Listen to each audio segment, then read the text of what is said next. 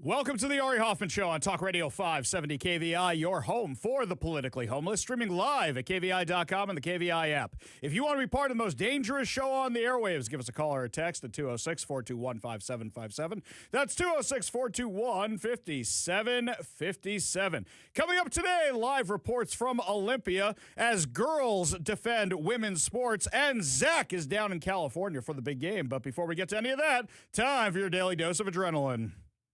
You want me to stick this into my heart? Are you f***ing nuts? The Washington State Democrats have unveiled their income tax, and let me be very, very clear about this thing. They call it a millionaire's tax. Anybody who calls it a millionaire's tax wants it. Anybody who calls it an income tax understands it, because that's exactly what this thing is. They are putting a tax on the millionaires because they think it will poll better.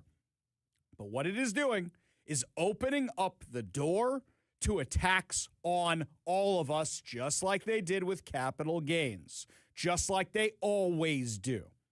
So what exactly is in this proposal? Senate Bill 6346, and remember to call 1-800-562-6000. That's 1-800-562-6000. And say no to Senate Bill 6346. Say no to the income tax. Was brought by Senate Majority Leader Jamie Peterson, who thinks that 13-year-old girls should decide what happens to their own bodies in terms of pregnancy and such. Also can't tell you what a girl is, can't tell you what a boy is being called the millionaire's tax as a 9.9% tax on income over $1 million. Now, what they're going to do with this is redistribute it. So what they're going to say is, oh, we're going to give tax reliefs to businesses and people who don't make as much money. Yeah, there's a few problems with that. Shall we break it down for a second? Number one, I have spoken to real estate brokers. They told me that their wealthy clients are all calling them to put their homes on the market, fearing this thing is going to go, which means as soon as they leave, everybody else's taxes are going to go up because there's going to be a bigger hole in the budget. How do I know this? Because I went to business school. How do I know this without going to business school? Very, very easy. What happened when Seattle did their head tax on employees? The businesses said, you do this, and we're out of here. And guess what they did? They all started moving to Bellevue. Have you driven through downtown Seattle recently? There are far less people. Well, now they want to put a payroll tax on everybody, and they want to put the millionaire's tax on everybody's bosses. If the bosses move out of state and take the companies with them, that means more people get laid off, but they also take their wealth with them.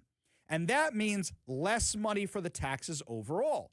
Because those millionaires not only employ people who have barbers and have grocers and have mechanics and have all these stores they shop at and pay sales tax and anything else, they may lose their jobs, so they're not paying for that stuff anymore, or they may move with the company.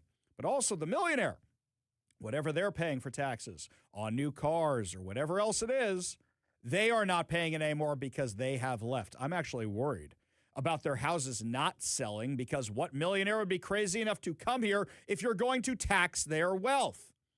All these rumors about the Seahawks being for sale, are they, aren't they? It's like Ross and Rachel and Friends. Will they, won't they? All these stories about the Seahawks being for sale, why do you think they're even considering this? Not just it's in the will, and we know that Paul Allen wanted the proceeds going to charity, and we know that Jody Allen was supposed to sell the team, and of course sell at the top of the market when your team just won a Super Bowl, when they're the most valuable, and they could have a $6.4 billion valuation. But also, it's you know what's in this tax? The jock tax.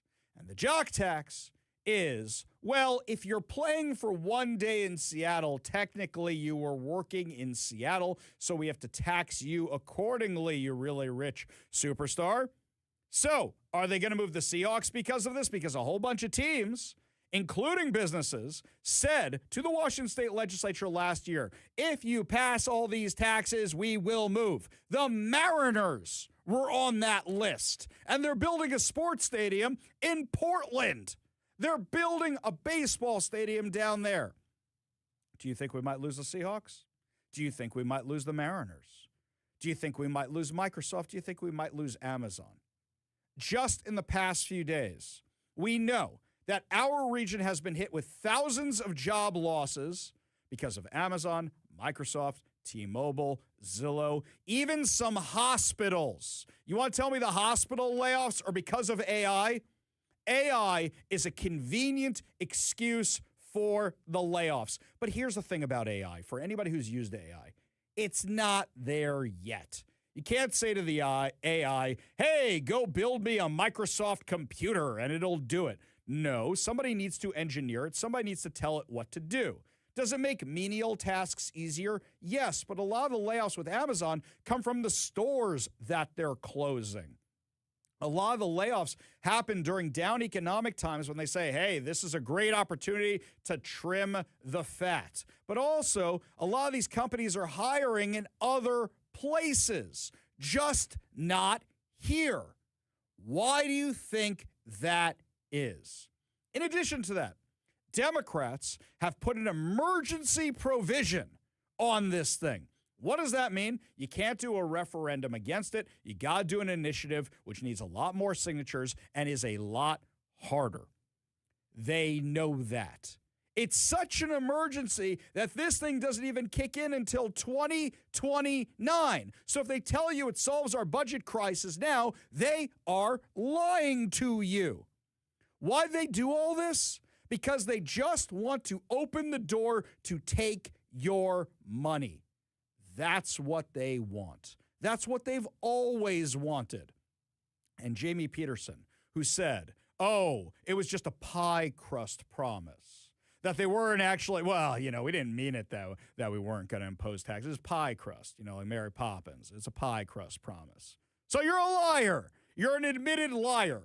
Aren't you a Boy Scout leader? What happened to Scout's honor? You are a liar. An absolute liar. Bob Ferguson, last year, says, I don't think we're going to be able to tax our way out of this. And you know what? I don't support taxes. We need to cut. We need to be more fiscally responsible. Bobo, you signed the budget last year. You are now in charge of it for this year. And now he's saying, well, I don't know if this tax is up to my standards because he's trying to save a little face. I don't know if we're quite there yet. Last year, he said the same thing, then signed the largest tax increase in Washington state history. What do you think is going to happen now? What do you think is going to happen right now? Yeah, he's going to say, well, we tried and we were fiscally responsible and we tried and we really tried to cut wherever we could. And we all have to sacrifice, including those millionaires and billionaires. We all have to sacrifice. He's going to say something like that and sign the thing. If the budget is a crisis now, why does this thing not kick in until 2029? It's going to have lawsuits, and there's going to be initiatives against it, and everybody's going to try and stop this thing. But they wouldn't have gone forward with this if they didn't think they would have the support from the Supreme Court and elsewhere. I wonder if we're seeing these resignations on the state Supreme Court right now because they don't want to be tagged with this. Or is it just, hey, you know what, we'll get somebody who will go along with this down the road. Either way, this is what you get with one-party rule. This is not a millionaire tax. This is an income tax. Now, to be clear, is it illegal? Yes, but not for the reason you think. You are allowed to have an income tax here in Washington as long as it is equal on everybody according to the state constitution. According to the state constitution. So saying it's a millionaire tax, you are literally saying we are doing something unconstitutional. Screw you, voters. We know the Washington State Supreme Court is going to back what we are doing. Just a pie crust promise. Didn't we already have an initiative? How many times have we voted to say no income tax, and the Democrats are doing it anyway? Why? Because they don't want to cut trans surgeries for convicted felons. Because they don't want to cut self-service stations for men who claim it's an art gallery. Because they want to give out abortion pills to college kids. Because they want to spend on whatever dumb thing they want to spend on. Do you know where 5% of this income tax is going to? Public defenders. Once again, Democrats not supporting police, but instead supporting the criminals. Now, mind you, everybody's entitled to a defense, but these are really bad optics when a lot of businesses are closing and leaving because of crime. Now, you're going to make some of this money go to them. The rest of it's just going to go to the general budget. Great, wonderful, fantastic, because you guys have been such amazing stewards of the general budget so far. On top of this, you're not getting rid of any waste. You're not getting rid of any fraud. You're not getting rid of any abuse at all. How do I know? Your own auditor says so. We all know this. A state audit of the Commerce Department found that they failed at nearly every single stage of grant oversight while administering the now defunct Digital Navigator program, mishandling tens of millions of dollars in public funds and leaving auditors unable to verify whether work was actually performed. This program was supposed to be about digital equity, which means getting poor people the internet as if they don't have unlimited data plans on their phone right now. The audit examined Commerce's management of the Digital Navigator program between 2021 and 2025, a digital equity initiative that distributed more than $92 million to nonprofit organizations, tribes, and other partners tasked with helping underserved communities access and navigate the internet. According to State Auditor Pat McCarthy, the breakdown was so extensive that they went beyond routine internal control failures. Quote, "In my view, this report details failures at the management of this program so pervasive they go beyond a lack of basic internal controls. There is no excuse for the myriad actions taken at the time by management of the Department of Commerce, who were tasked with overseeing $92.5 million in public funds for the Digital Navigator program alone. Why do you deserve more of our money? Why do you deserve more of our money when your own state auditor shows you could even buy people unlimited cell phone plans or get them Starlink? You blew $92 million and you don't even know where it went. Contracts governing the program were found to be vague and incomplete. They lack clear descriptions of responsibilities, deliverables, timelines, and compliance requirements, even though the program relied on a complex consortium model in which lead organizations were supposed to oversee dozens of sub-grantees. Auditors concluded that the lack of specificity made it difficult, sometimes impossible, to determine what grantees were required to deliver in exchange for public funds. Despite the program's stated goals of improving digital access and literacy, Commerce did not effectively track whether grantees were achieving meaningful outcomes. While some data on activities was collected, auditors found that it focused largely on counts of interactions rather than whether services actually improved participants' ability to access online resources, employment services, education, or healthcare. Inconsistent data collection, missing reports, lack of validation further undermined oversight. In some cases, guarantees stopped submitting data altogether, while Commerce failed to follow up or enforce reporting requirements. As a result, auditors said the agency could not demonstrate whether the program benefited the populations it was designed to serve. $92 million. When I'm balancing my checkbook at home through my online apps, if there's $92 I don't know about where it went, I start asking my wife. I start asking my kids. I start checking every piece of paper I have. You lose $92 million? Whoops. Our bad. Sorry. Couldn't do anything about it. Whoopsie. We'll do better next time. But yet you ask Nick Brown or Bob Ferguson or Katie Wilson or Lori Jenkins. Hey, can we investigate that fraud? Can we investigate what's going on here? Nothing to see here. You're racist for even asking. You hate Somalians. You hate them. You're a huge racist. You think it's just the Parks Department? We know the Department of Children, Youth, and Family Services at $500 million. They don't know where that went. $2 million they know was overspent in fraudulent type things. But there's no fraud. Nothing to see here. It's only the organization that gives out money to daycares, which has been under the microscope, but nothing to see here. Nothing at all. It's so bad it goes to the Parks and Rec Department. A recent performance audit has found that King County's Park and Recs division cannot demonstrate whether millions of dollars in public grant funding is being spent as intended, raising new questions about financial oversight in another Washington state government department. The audit conducted by the King County Auditor's Office shows that the park grants program has expanded over the past decade, but that the division's oversight strategies, documentation practices, and performance tracking have not kept pace with that growth. The division now manages a portfolio projected to exceed $100 million between 2026 and 2031, largely funded through the parks levy, voters renewed in August of 2025, and they don't know where the money's going.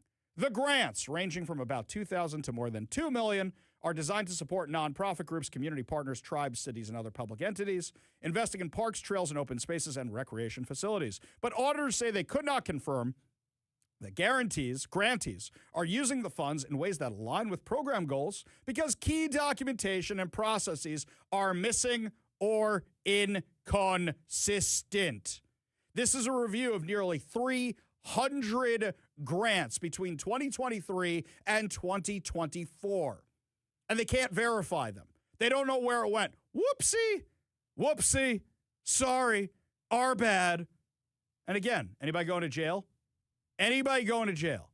What happens at your business when you give in an expense report and you're missing some items on there, but you put in for them anyway? You know what happens. Here, millions of taxpayer dollars gone, lost, wasted. We don't even know what happened to some of it. Whoopsie. And nobody's going to investigate it. Nobody's going to jail. And yet they want more of our money? What happens if you guys make a mistake and lose a whole bunch of money? What happens if there's fraud on your bank account? You have to prove it wasn't you who spent all that stuff. You know the hoops you have to jump through with your credit card company and everything else? It's a nightmare. Government does it. Whoopsie. Whoops. We're not going to investigate it. We're not going to do anything about it. And they want more of our money?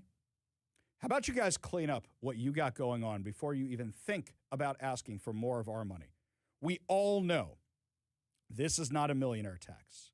We know this is an income tax. Anybody who calls it a millionaire tax wants it. Anybody who calls it an income tax understands it. Now, I'm going to give you the bill number again, but you call the Washington State Legislature hotline at 1-800-562-6000. That's 1-800-562-6000.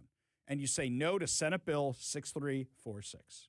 You can also go to their website and say no to that. Real easy. Register no for the income tax. I asked yesterday, what is your line? If this isn't your line, what is?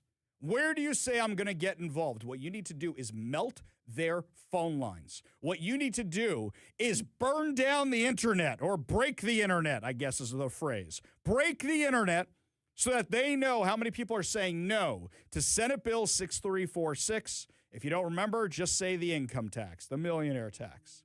Just say that. That's what you're saying. You with me? If you want to make sure that you don't have this thing, you got to step up now and you got to do something about it. You call a legislative hotline, 1-800-562-6000, 1-800-562-6000, and say no to the income tax. The only way you're going to stop this thing is showing how unpopular it is. And to my Democrat listeners out there, I know you don't want this thing either. I know you don't. It's time for you to step up. It's time for you to step up and say no to this insanity. Why should we be paying for abortion pills for college kids? Why should we be paying for trans surgeries for inmates, convicted felons? Why should we be paying for self-service stations for men in art galleries? And why should we be paying for all kinds of fraud in the world? It's insane. It's insane where nobody's investigating any of it at all. When we come back, my friends, lots more to discuss, including the investigations locally into some murders at a high school. If crime is down, how come there ain't crime being down? Give you all details when we come back. You're listening to the Ari Hoffman Show on Talk Radio 570 KBI.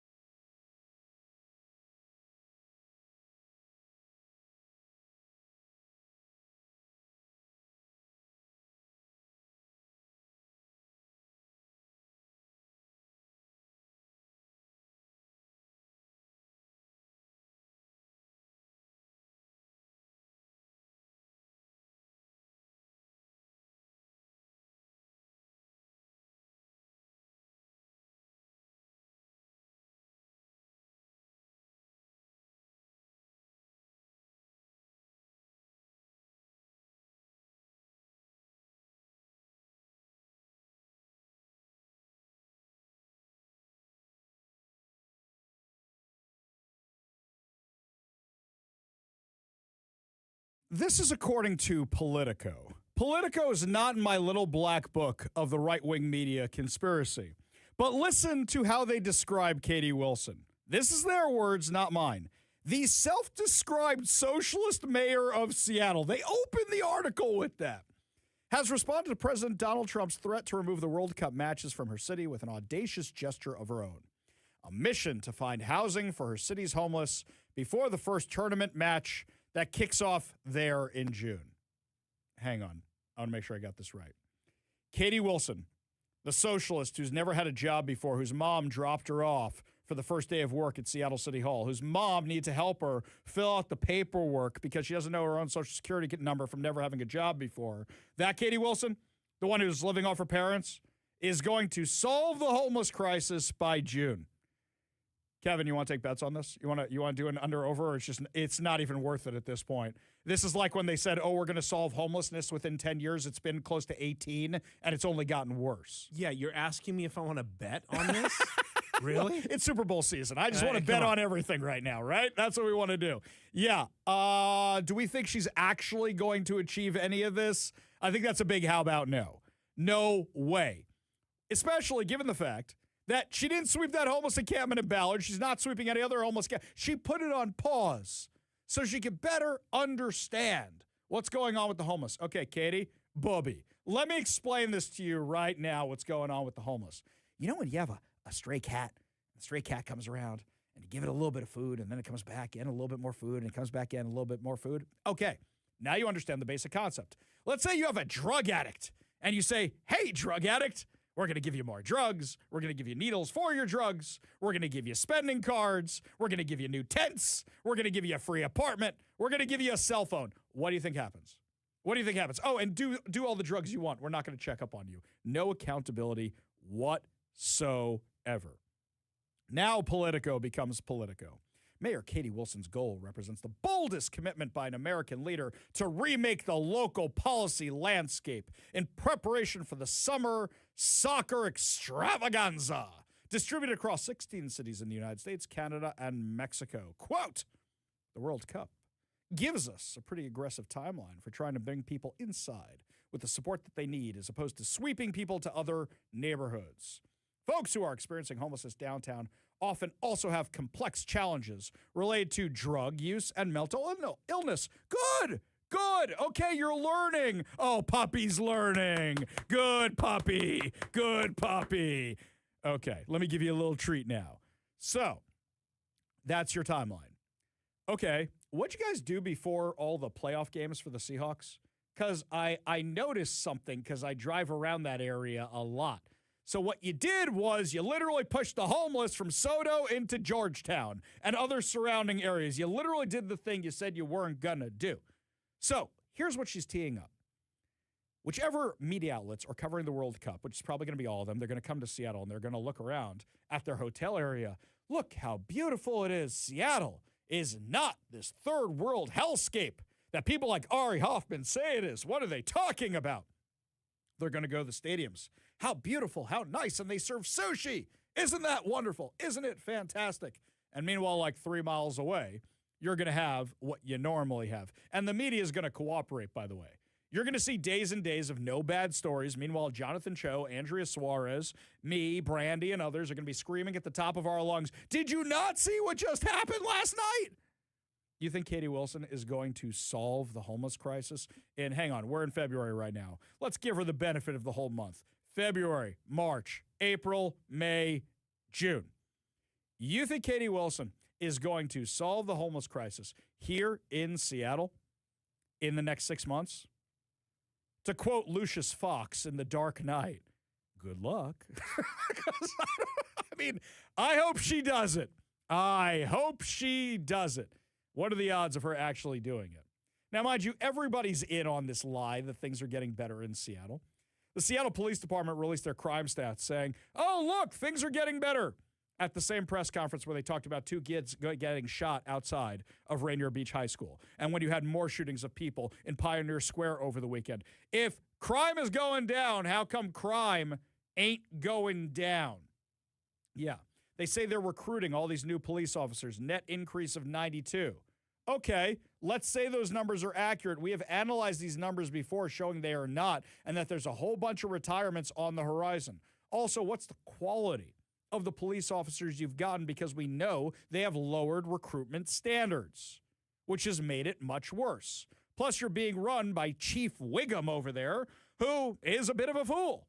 So if things are really getting better, how come they ain't getting better? It's a very, very, very simple question, my friends.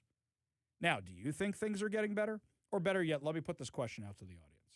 Do you think that Katie Wilson is going to be successful in solving the homeless crisis in Seattle, the number 3 homeless population in the entire United States, within the next 6 months? Yes or no? 206-421-5757. 206-421-5757.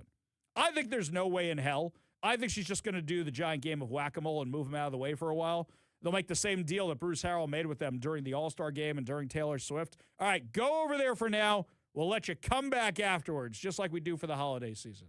That's my guess. Give us a call or a text at 206-421-5757. That's 206-421-5757. Got a fact check here from Paul in North Seattle. He says, it's 2026. They promised to end homelessness 10 years, 21 years ago. Okay. I don't think it was 21 years ago, but yeah, I think we're up to 18 now. I think that's where it is.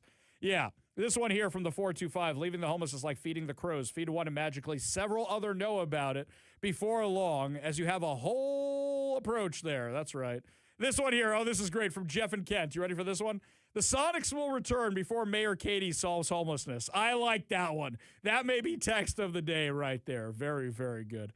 We got a whole lot more to discuss as the show continues, my friends. When we come back, the government is reopened. If it ever really shut down, we'll tell you what's in this new spending bill when we come back. You're listening to the Ari Hoffman Show on Talk Radio 570 KVI.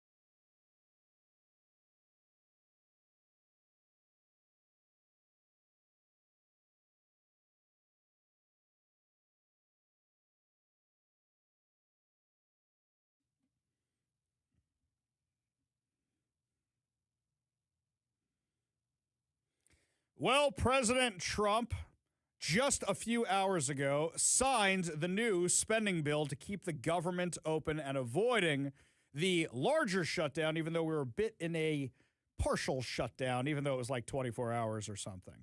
I bet you didn't notice it at all. Some people in the military were sending me some interesting emails they were getting from the government about their pay and such. Now, what's actually in this consolidated appropriations bill? Well, here's the president to explain. The bill officially ends all taxpayer subsidies for radical far-left woke programming on NPR and PBS, so just a waste of money. It slashes nearly $10 billion in wasteful foreign aid spending, giving money to countries that don't need it. They have plenty of money. And we ended that. That was so important, $10 billion. Think of it. It continues the closure of USAID and creates a brand new America First Opportunity Fund for responsibly providing foreign assistance to nations where it actually serves American interests. So we have nations that do help us and it serves our interests, so we have something to help them out with. This bill also cuts funding to abusive and weaponized IRS programs. I was a victim of that too.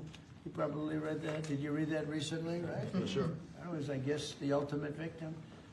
That were used to harass American taxpayers. It builds on the Republican rescissions package passed last summer, which saved Americans billions and billions of dollars. It fully funds our military, includes a well-deserved pay raise for all American service members, and makes historic investments in the American shipbuilding industry, which is great. We're really starting to do something incredible with shipbuilding. And I don't know if you saw that the United States of America, for the first time in over 30 years, beat Japan. We love Japan, great country, but their power in steel making, that we produce more steel this year than Japan. Think of that, more steel than Japan, and Japan is a powerhouse at that. And we were pretty much dead when it came to steel. So what do you think of that? To me, when I heard that, we did more than Japan. It continues to fund deportation flights that are removing dangerous illegal aliens from our country. It continues historically successful efforts to reduce crime in our nation's capital. Now, this is all good stuff. I have not done a deep dive on this bill. What's been my big knock against the Trump administration since they announced Doge? My big knock has been, why hasn't Congress done the Doge rescissions? So I know there are Doge rescissions in here. What are Doge rescissions? I can't say that 3 times fast. What are they? Congress, when it votes for these big spending bills, it's now law. You have to spend the money. As much fun as we had exposing that we're paying for Sesame Street in Iraq and condoms in Uganda or whatever else it is, as much fun as it was exposing all that, until you actually pass a law saying you're not going to spend that money anymore, you can't stop it. Now, I want to see how many of these rescissions, that's taking back the money, that's not spending the money, actually went through. And then I want to do a little math. How much did we spend? Because my other big knock on the Trump administration has always been, you guys spend also, you just spend on Republican priorities. If we're going to be fiscal conservatives, we got to be better about the spending. If the cuts offset the spending and do some reductions, I will be very happy with this. On its surface, it looks very, very good. But I want to see how much we're spending. You can't just cut on one aspect and keep spending on the other if you have this massive, massive debt. If you have this massive deficits, you got to make sure you're cutting across the board. Now, here's something else that the president said was in this. And finally, I am extremely pleased to announce that this bill includes a newly designated, movie star, Melania Trump Foster Youth to Independence Initiative. So she really loves the children, and she's had a tremendous success. So it's the #1 documentary in 19 years. Can you believe this? What do I get out of it? I get nothing out of it. Now I had a top model, now I have a top movie star. But we have a great first lady. She loves children. and she had a tremendous vote on this. And I want to just say, Melania Trump Foster Youth to Independence initiative within the Department of Housing and Urban Development, which will support America's foster youth and provide them critical resources as they age out of the foster care system. And the First Lady loves children, and she's been very much involved with children and helping them out and making them better. That's what she wants to do, wants to help them, and she wants to make them better. And she does a great job of it. She's respected, and her movie got really incredible reviews. She's done it. We're all proud of her, actually. It's amazing. Not easy to do that. Not easy to do it. Now, I'm not sure if that was a movie review, a love letter to his wife, or describing what it actually was. And we love the president, don't get me wrong, but what it actually is you have this gap, which is when somebody ages out of the foster care system. And oftentimes they're not left with the resources they need because they've been in foster care the whole time. You were very lucky that you had parents. You were very lucky you had parents who looked out for you, or maybe you did it yourself, but sometimes these foster kids in these really horrible foster programs, sometimes even in the good foster programs, what happens when they age out? This is trying to close the gap and spend some money there. And while this is important, very important to try and stop people from becoming criminals, turning to a life of crime, a life of drugs, a life on the streets, you name it, the question is, where did we cut so we could afford to spend the money on something like this? Now, I'm in favor of this, assuming we made the appropriate cuts in order to do this. You got to take care of the less fortunate in society. It's society's responsibility sometimes. But the problem is, can we actually afford it? Can we actually afford it? Now, going to the text line, I asked you guys if you thought Katie Wilson would actually be able to make good on her promise to get rid of all the homeless in Seattle, the number 3 homeless destination in the entire U.S. by the World Cup. Anita, no. James, no way. She'll actually make it worse. Robin Lakewood, no, and it'll cost us billions. Becky and Enumclaw, no, she's in over her head. Randy from Bonnie Lake talking about the crime in Seattle. He says it's getting worse. They say better because they are charging the criminals. I like that one. That's pretty good, too. Hey, Ari, there's an alternative Super Bowl halftime show to Bad Buddy. Okay, guys, you know what? I don't know why everybody's so worked up about the halftime show. I have never watched a halftime show. You know why? That's when I go get food, because I'm watching the game. With the Janet Jackson fun, I remember this like it was yesterday. You remember the Janet? Okay, for the youngins here, Justin Timberlake and Janet Jackson were on stage, and Justin Timberlake kind of unbuttoned Janet Jackson's shirt, and you saw something on national TV you shouldn't have seen, and people got very mad about it. I remember I was in the other room in the kitchen getting fire poppers. I remember this. I was getting fire poppers when all of a sudden all the women go in there to watch the halftime show, and you hear, whoa, what was that? And all us dudes come running back in the room. What happened? What happened? They're like, we think we just saw boobs on TV. I think we just saw Janet Jackson's boobs on TV. I'll just say honka honka because I don't know exactly where all of the sound effects are. Yeah, here, but it's there somewhere. Yeah, it's here somewhere. But yes, honka honka. I don't think I ever watched a halftime show until they were available for streaming, and then only then I see them when somebody gets mad about them. Oh, we're mad about Rihanna. Oh, we're mad about this. When's the last time anybody liked the halftime show? Yeah, I don't know. Yeah. I mean, look, it's always some pop group that I really don't care about. Like, Maroon 5. Don't care. Don't care. I mean, or even when it was crusty, and no offense to everybody out there, but like the Rolling Stones, oh boy. Wow, the Rolling Stones. That's something new and interesting and fresh.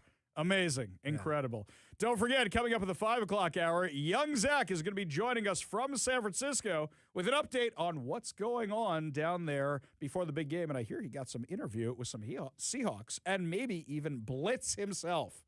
We'll talk about that and a whole lot more. When we come back, my friends, William Shatner, one commercial he did, managed to have more views than the new woke Star Trek. We'll tell you all about it when we come back. You're listening to the Ari Hoffman Show on Talk Radio 570 KVI.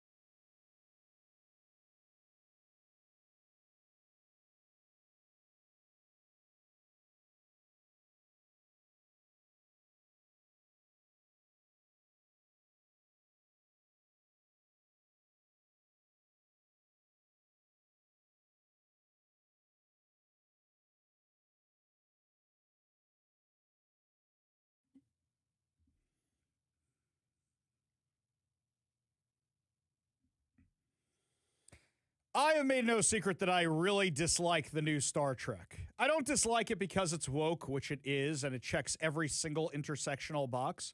I dislike it because it's a teen thing. It might as well be called Stardate 90210. That would be a more fitting thing for it. I don't like it. It's not great. But Not the Bee, which is the Babylon Bee's real news site, was pointing out that William Shatner, Captain Kirk himself, his new commercial about Raisin Bran being good for you because it keeps things moving in your gut. Shall we just say, without getting too graphic about this, lots of fiber. That's right, fiber like no one has before. So, it's got lots of fiber. This new commercial by William Shatner has more views than the new Star Trek TV show. Give a listen to the commercial. Will Shad here, bringing fiber to the masses with Kellogg's Raisin Bran. Duty calls. Will Shat? Every darn day. Whoa. Bye. Will Shad in the house. Wait, Will Shat where? Never mind, it's fiber time. Is that dog a Shih Tzu? Perfect. Will Shat in the car! Oh! You're too low for this, Shad. Kellogg's Raisin Bran. High fiber, happy gut. We can run that because the FCC let it run on TV. So we're okay with that. But the puns are amazing. That thing had... And that's his name. I mean, That's his name. What are you supposed to do about it? This is the same guy who hated when you used to make fun of his name like that. I mean, what, did he rail on Howard Stern and a few other things like that about it? Yeah, not happy It's the about it. dog's name, too. What are you Yeah, gonna do? it's the dog's name. It's not us, right? But the thing you must be thinking about here is that, well, wait a second. The new Star Trek must have a lot of viewers, must have a lot of people checking it out to go where lots of people have gone before. The premiere of the new Star Trek show, meanwhile, only had 1,300 live viewers on YouTube and was eventually pulled after only 218,000 views in 9 days with 8,000 likes and 27,000 dislikes. Now, all they are measuring here is the commercial on YouTube versus the Star Trek on YouTube. Now, the views itself on Paramount are not great. They're just not great at all. And what that actually means is they got an estimated 2.1 million viewers for the first week of the first two episodes combined, and it's been dropping ever since. I don't think Paramount has released it. This is just the YouTube numbers. So I wonder if it's going to be renewed for another season, or like that Star Trek show, is it just going to go bye-bye? We go to the Warrior Injury Law studio line, take a call from Paul in Bonnie Lake. Paul, what's going on? Harry, it's a great day, and thank you for taking my call. I'm calling in regarding the bill that was just signed, and you made a comment. Across-the-board cuts, we do not cut War Department. We learned that lesson the hard way in the 70s. Well, I'm not saying we should cut the War Department. I'm saying we should cut waste, fraud, and abuse in the War Department. What I was saying was that all the DOJ cuts, and the DOJ identified plenty of places where there could be cuts, including in the War Department. Back then it was called the State Department, or excuse me, the Department of Defense. They identified plenty of waste we had in there. So I'm fine if you want to build a new aircraft carrier as long as you cut the waste, fraud, and abuse. Appreciate the call. Appreciate you being part of the show. You want to be part of the show, give us a call or a text at 206-421-5757. That's 206-421-5757. When we come back, my friends, more of your calls, more of your texts, plus more reaction to the massive income tax the Democrats are going to hit us with in Olympia. Tell you all about it when we come back. You're listening to the Ari Hoffman Show on Talk Radio 570 KVI.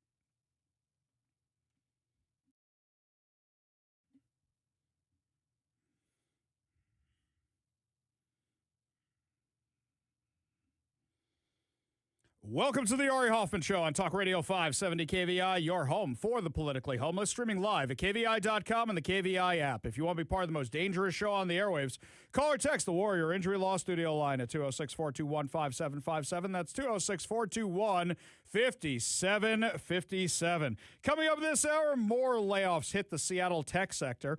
And there's a bill to stop cities from clearing the homeless. But before we get to any of that, the Democrats have unveiled their income tax. And I'm going to keep saying this over and over again.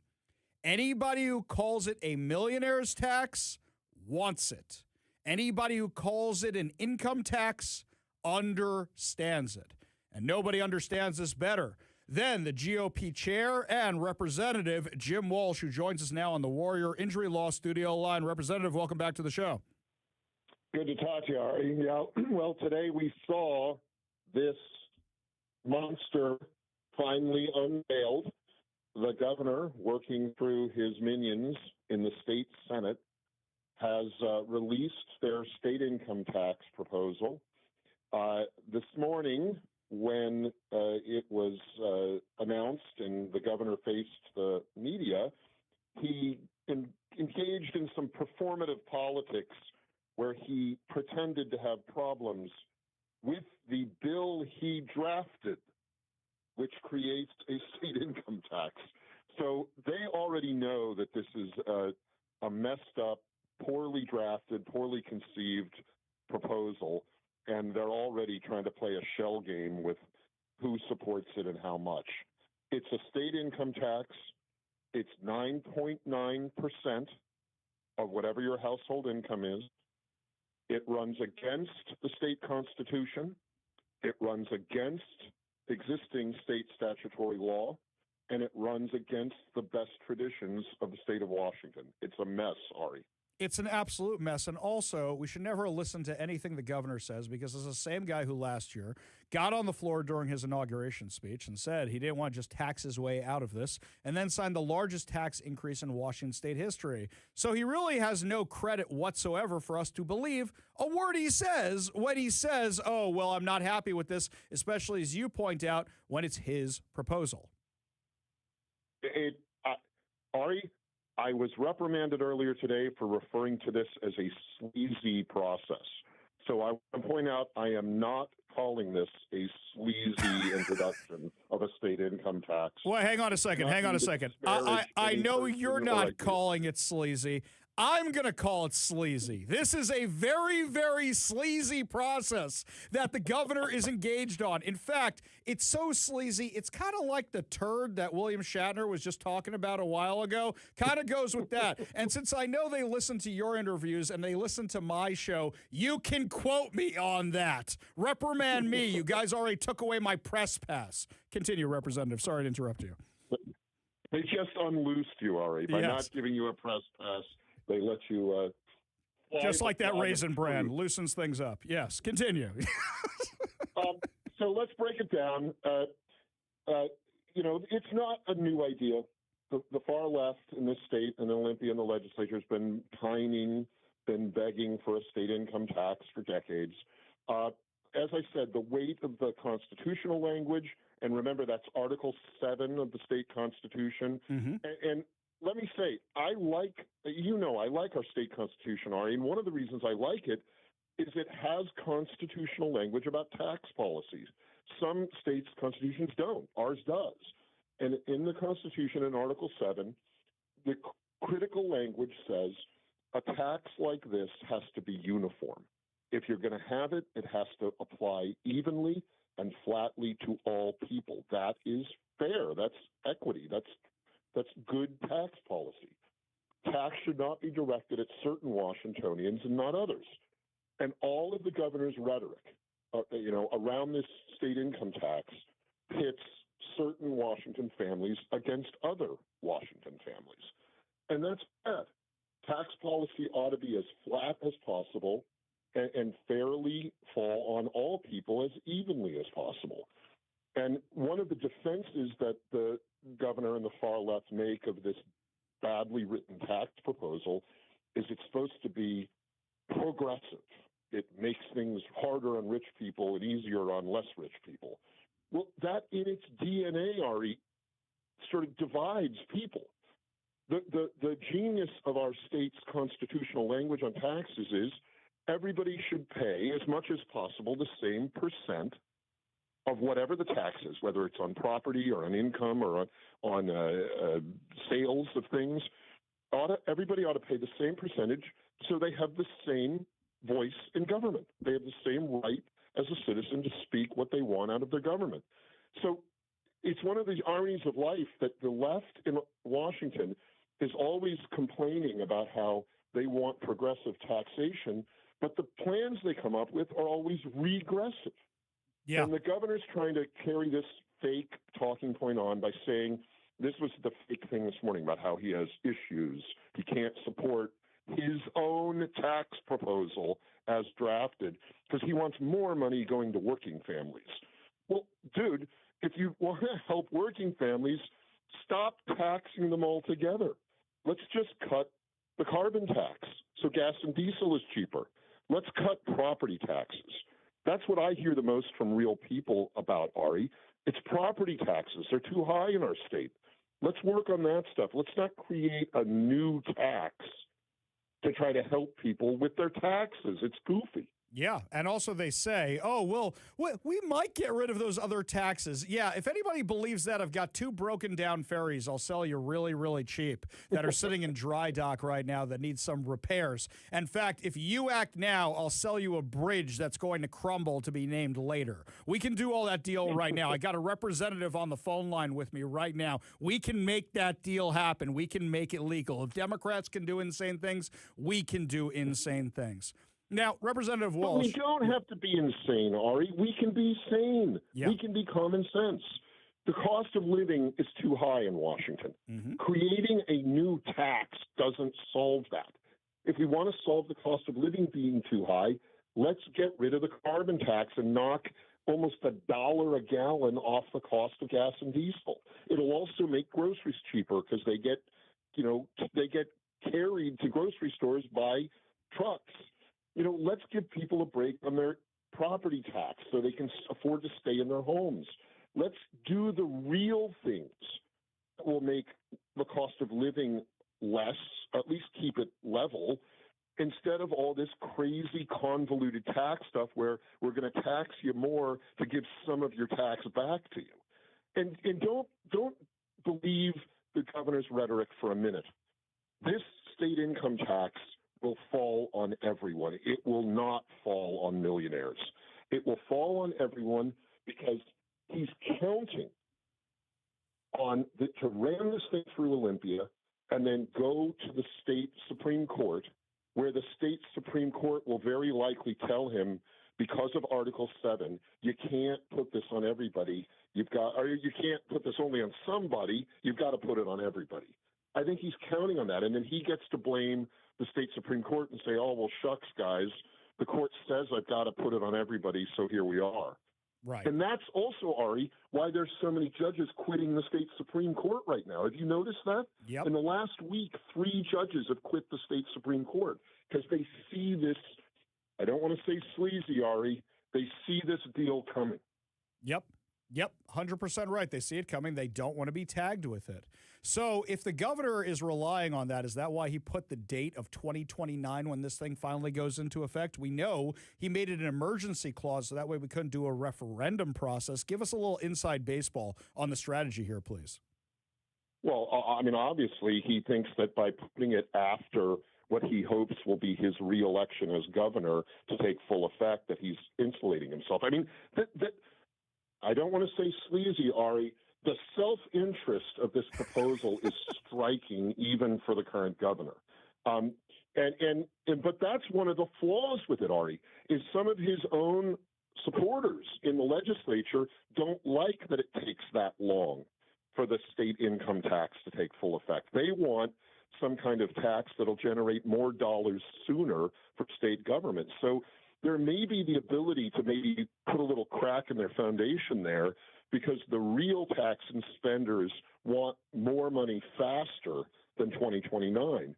But the governor knows that in order to get reelected, he needs to kick the can as far down the road as he can while still putting this into law. So the combination of letting it ramp up for several years to full effect, plus claiming it's an emergency, so it has to go into effect immediately, therefore there can't be a referendum filed against it, is intellectually dishonest. I mean, both can't be true.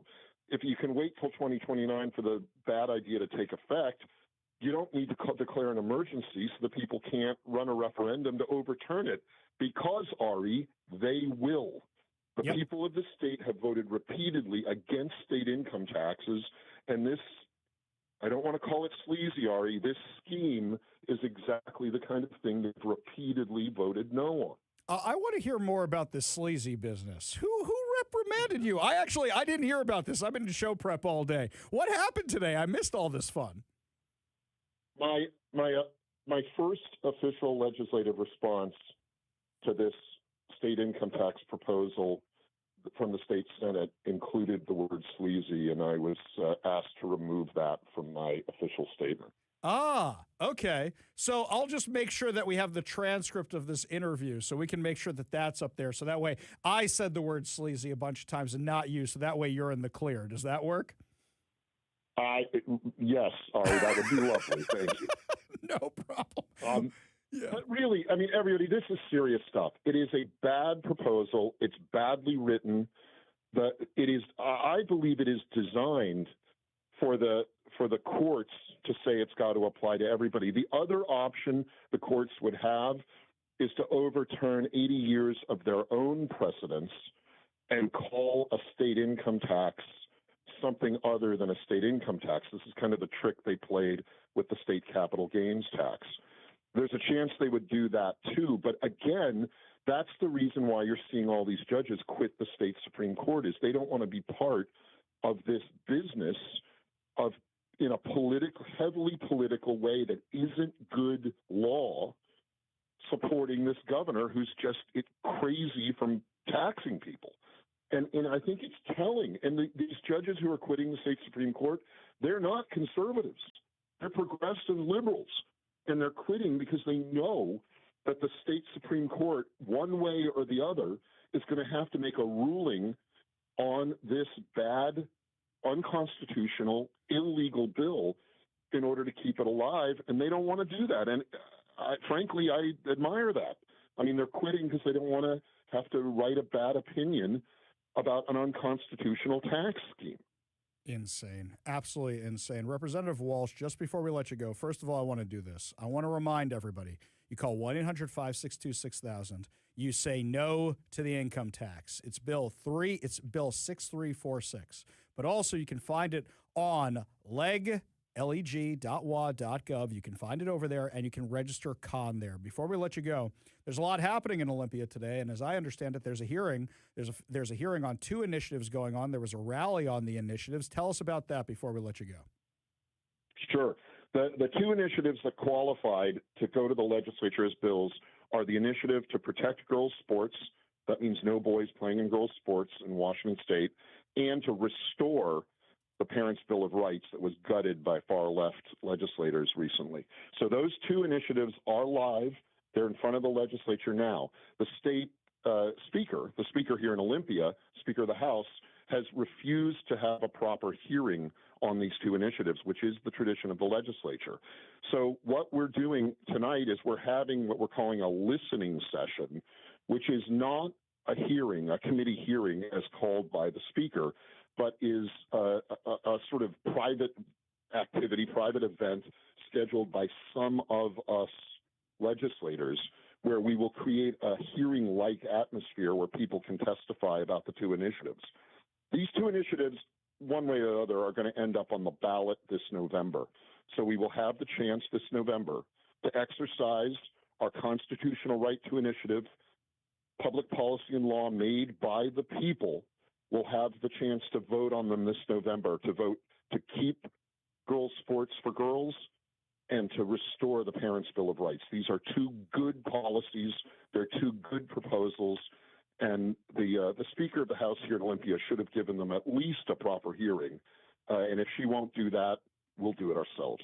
Absolutely. Now, by the way, just before we let you go, I want you to hear this. People on the text line are asking if they can say the word sleazy when they call to say no to the bill. And I say absolutely. So you should say no to the sleazy House Bill 6346. Say no to the Senate Bill 6346. Say no to this thing. Senate bill, right? Senate bill. Oh, I was right the first time. I shouldn't second guess myself. I'm always right. So say no to Senate Bill 6346 at 1-800-562-6000. Say no to the sleazy Senate Bill 6346 at 1-800-562-6000. Chairman of the GOP, Representative Jim Walsh, thank you so much for being with us today. Really do appreciate it. Great to talk to you, Ari. Everybody, flood those lines. No to a state income tax. I completely agree. I'm going to take a screenshot of the text line and send it over to you. You're going to love this, the amount of sleazies I'm getting on here. All right, Representative Walsh, really do appreciate you being part of the show. Yeah, guys, 1-800-562-6000. That's 1-800-562-6000. Say no to sleazy Senate Bill 6346. That's the income tax. If you can't remember the bill number, just say the sleazy income tax. The sleazy income tax. Say no unless you want to have problems with it later. Just remember that one. Oh, here's the one. This one from John in Auburn. Ari, the new income tax needs to be called the fiber tax. There will be a lot of moving after it goes into effect. Oh, very good, John. Very, very good. This one here from Bob in the 509. There you go. Ari, can't express the joy I'd experience if an Oklahoma syndicate made an undeniable offer to the Seahawks, Mariners, and Kraken as a package deal. Seattle could keep the women's pro sports for their woke effect if they can define what a woman is. Oh, that's good, too. I like all of this. This is all good stuff.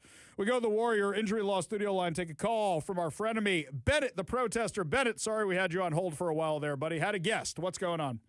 That's all right. I mean, speaking of sleazy, listening to Trump going like, oh my God, this movie is getting such incredible reviews. I pulled over. I had to look that up. It's like 7% on Rotten Tomatoes. I don't know what I mean, it would have been fine if he just gotten up and said, I like the movie. I'm very proud of my wife. Why does he make this stuff? It's like he's not even trying to lie to fool people. I think he's just trying to get people numb to just getting garbage misinformation so like people don't notice anymore. I haven't seen the documentary yet. Personally, I plan on seeing it just out of curiosity. Look, I saw the Ruth Bader Ginsburg documentary, so I'm going to check this one out too. What's on your mind today? You said you had something about the Kanye West.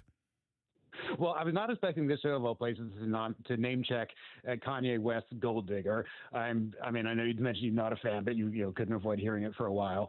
So I promise you what I'm about to tell you is a true story. So to catch people up, I mean, there was a thing where I donated a piece of my liver to the baby at the New York hospital, and you've interviewed me about being on the. Beautiful.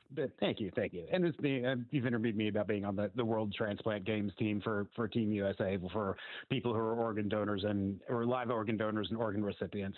So there was a point where, okay, I know you know the original chorus of this song. I'm not going to say the original chorus on the radio. I know we can't do that. Can't do that.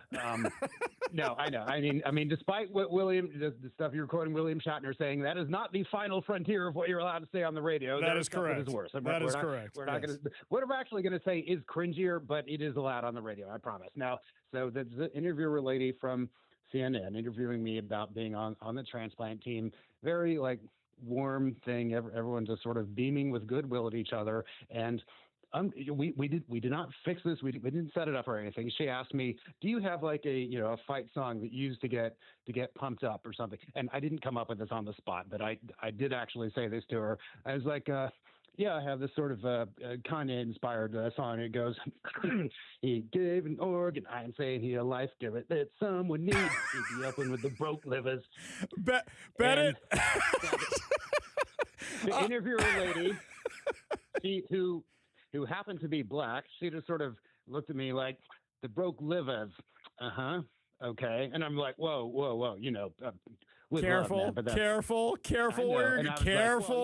careful. Excuse me. I would say this, Bennett, stick to making. Word. I didn't say that you could say that. Stick to making the signs because your rap is about as good as mine, but I appreciate the humor. I really, really do. As I've suggested before, there is AI that can help you out. There is AI. Yeah, Bennett, if you want to do this, young Zach is really good at it, by the way. He can make your rap for you if you send him the words. He's down dealing with football stuff right now, but when he gets back, reach out and see if he can do it for you. All right. Well, apparently that went down like a salt and vinegar potato chip, but I'm going to keep working on these rhymes.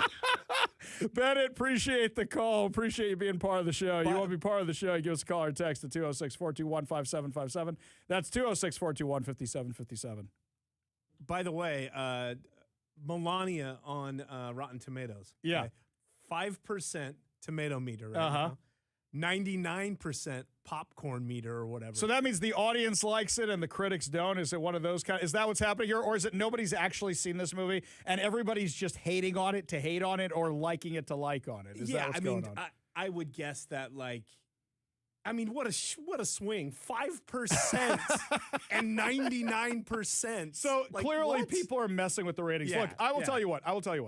I will see the Melania movie. I will go check out the Melania movie. I will tell you if it's the very best or the worst. I will tell you which way the Melania movie goes. Personally, I think it's the greatest movie ever made. Look, I finally saw that Sound of Freedom movie, and the first 40 minutes of that movie are intense. It's a fine movie. It's a terrible movie, but it's a fine movie. Do I think it's the greatest movie ever made? No, I don't. But you know what? I'll check it. I'm fascinated with this kind of stuff. I will check out the documentary. When we come back, my friends, more of your calls, more of your texts, more of your emails, plus also more layoffs hit the Seattle tech area. Tell you all about it and what that means for this tax when we come back. You're listening to the Ari Hoffman Show on Talk Radio 570 KVI.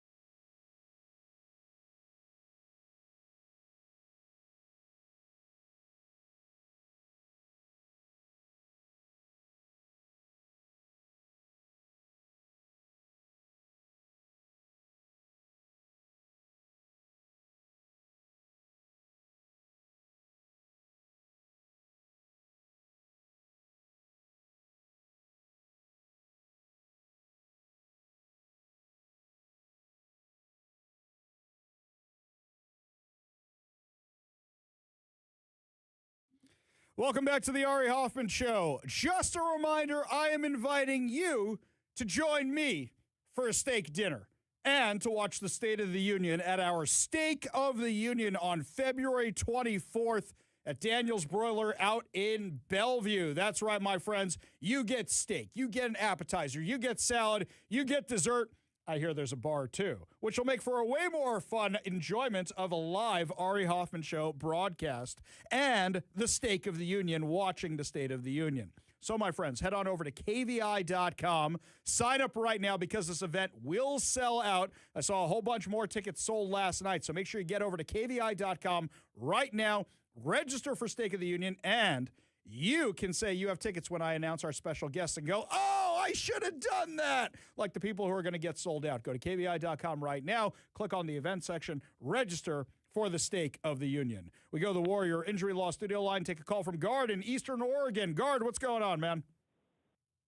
Hey, me and my wife just got back from the Milani movie, and yeah, it was good. It was good. You liked it. Okay, see, I like that listeners are listening to the show on the way home and can give us live feedback on the things we're discussing on the show. Okay, so it's just like the few days before the inauguration. It's not her whole life story, right?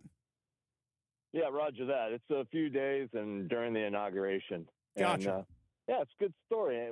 And I never thought I'd say this, but I got a whole new respect for people who design clothing and make it, because, you know, they're talking about 1/4 inch, 8 inch, that kind of stuff.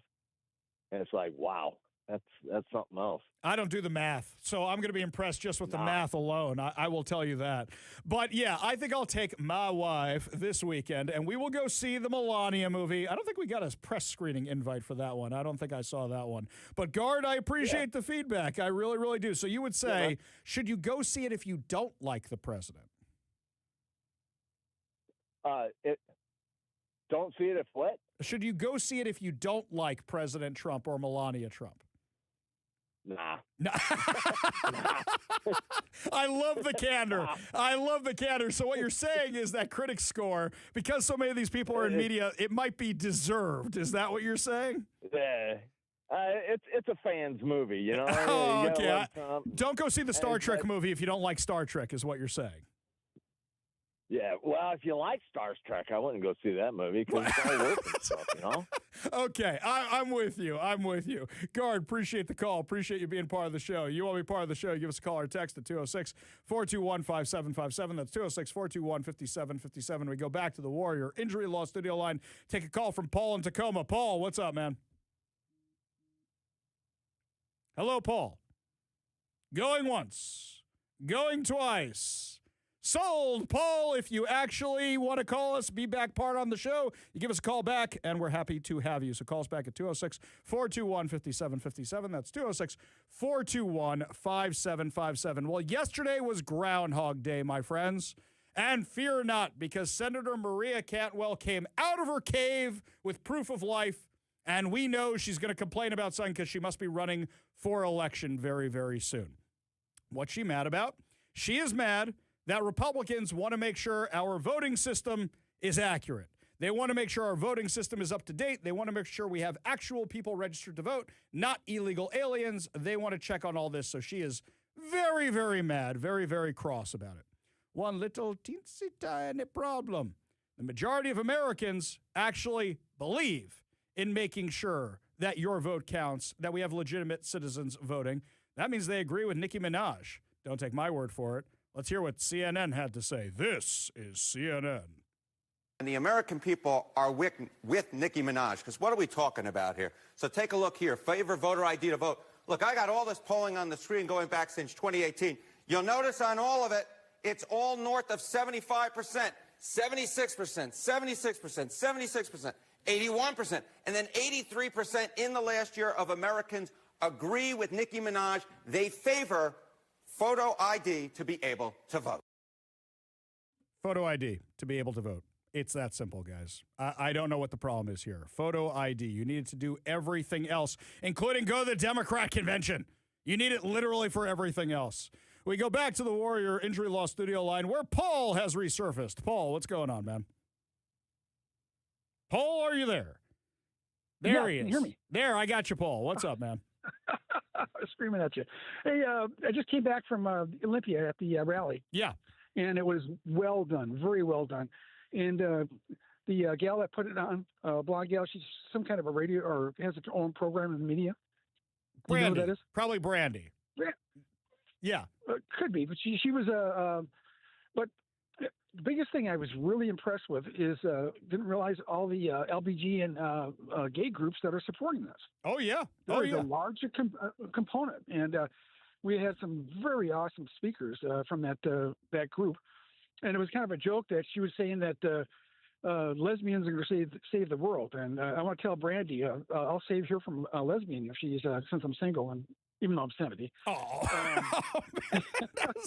She's married, my friend. She is married. But I will tell you this, is that I am getting a lot of texts from people who are at the rally, and I'm glad so many people went. We've been talking about it for a while. I'm glad so many people went. There was a pre-event last night, which I'm glad I got to be at because I couldn't be there today because of the show. But I'm glad so many people turned out. In your estimation, Paul, how many people do you think were down there? Oh, it was at least 200 plus. It was better attended than the original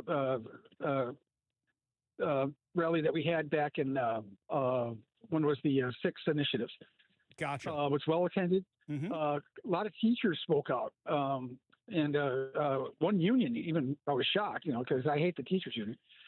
I wish they'd have a hunting license for teacher union people, but oh, be nice. We can't do that. You're going to get me in trouble with the FCC today, man. All right, Paul. Appreciate the call. Appreciate you being part of the show. You want to be part of the show? Give us a call or text at 206-421-5757. That's 206-421-5757. When we come back, my friends, the latest legislation that is going to try to prevent sweeping homeless encampments. Jared Neuenhouse from the Bellevue City Council will be stopping by to tell us all about it. You're listening to the Ari Hoffman Show on Talk Radio 570 KVI.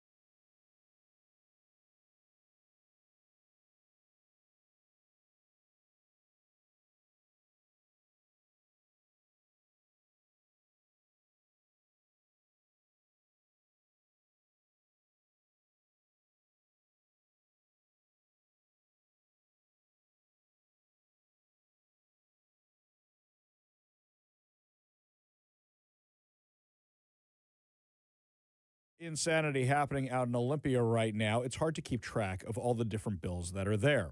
Usually on our show, we're known for demonizing the homeless. I mean, trying to help the homeless and trying to help kids. But unfortunately, now we got to deal with income taxes. And then the legislature wants to reduce penalties for sex offenders. It's hard to keep track of all of it, which is how House Bill 2489 kind of slipped my notice. I didn't even realize it was going on.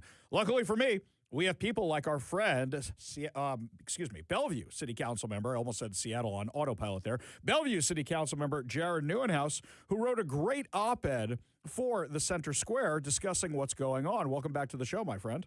Thank you so much, Ari. Thanks for having me on. Such a pleasure. We love having you. You're not just one of our favorite politicians. You also happen to be a personal friend. And when you bring attention to something, I know it's really, really important. So tell us what this bill does and why it's a problem.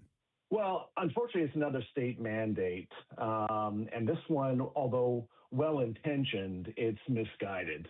House Bill 2489 would severely limit local government's ability to address unsafe or dangerous homeless encampments.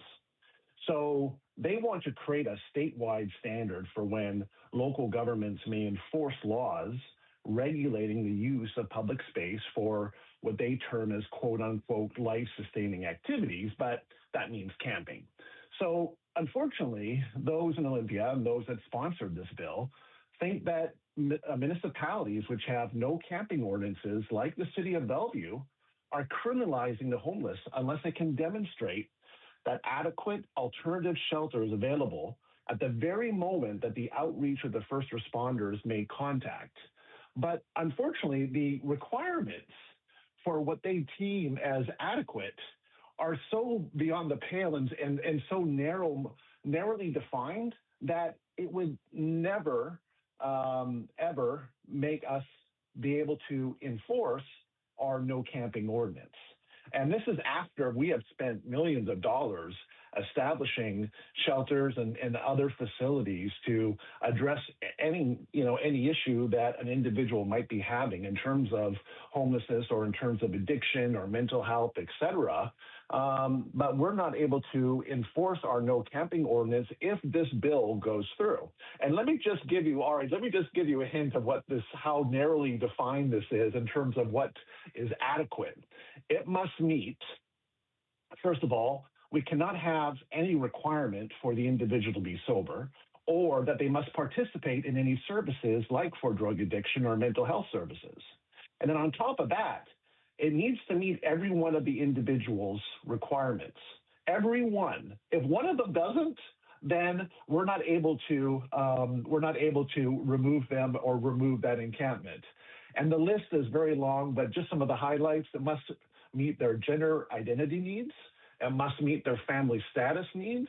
They must be able to stay with their partner. They must be able to stay with their pet.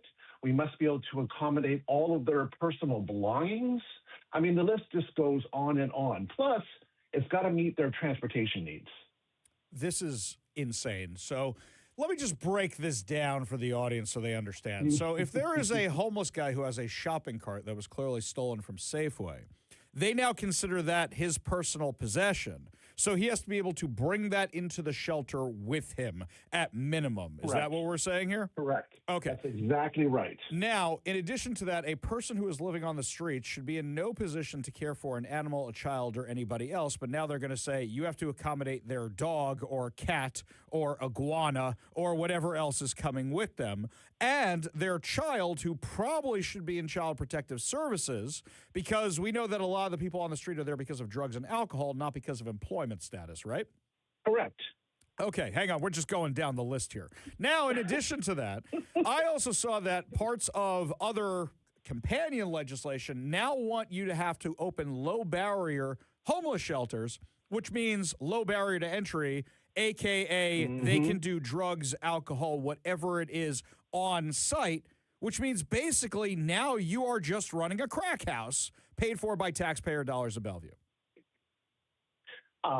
Yeah, That's basically right. I don't know if I call it a crack house, Ari, but correct. Okay, that's my words, just to not put them in your mouth. Ari Hoffman called them a crack house, paid for by taxpayer dollars, not Councilmember Neuenhouse. Yep. Okay, this is insane, and it seems like it's taking a massive step backwards. Also, a city like Bellevue, I like going to Bellevue to escape from Seattle. The light rail isn't running yet, so you don't have people being dropped off there from Seattle who are looking for whatever else it is. So is this really just just an effort to kind of take the burden off Seattle and go, now you can go anywhere you want. No problem. Go anywhere and they'll take care of you.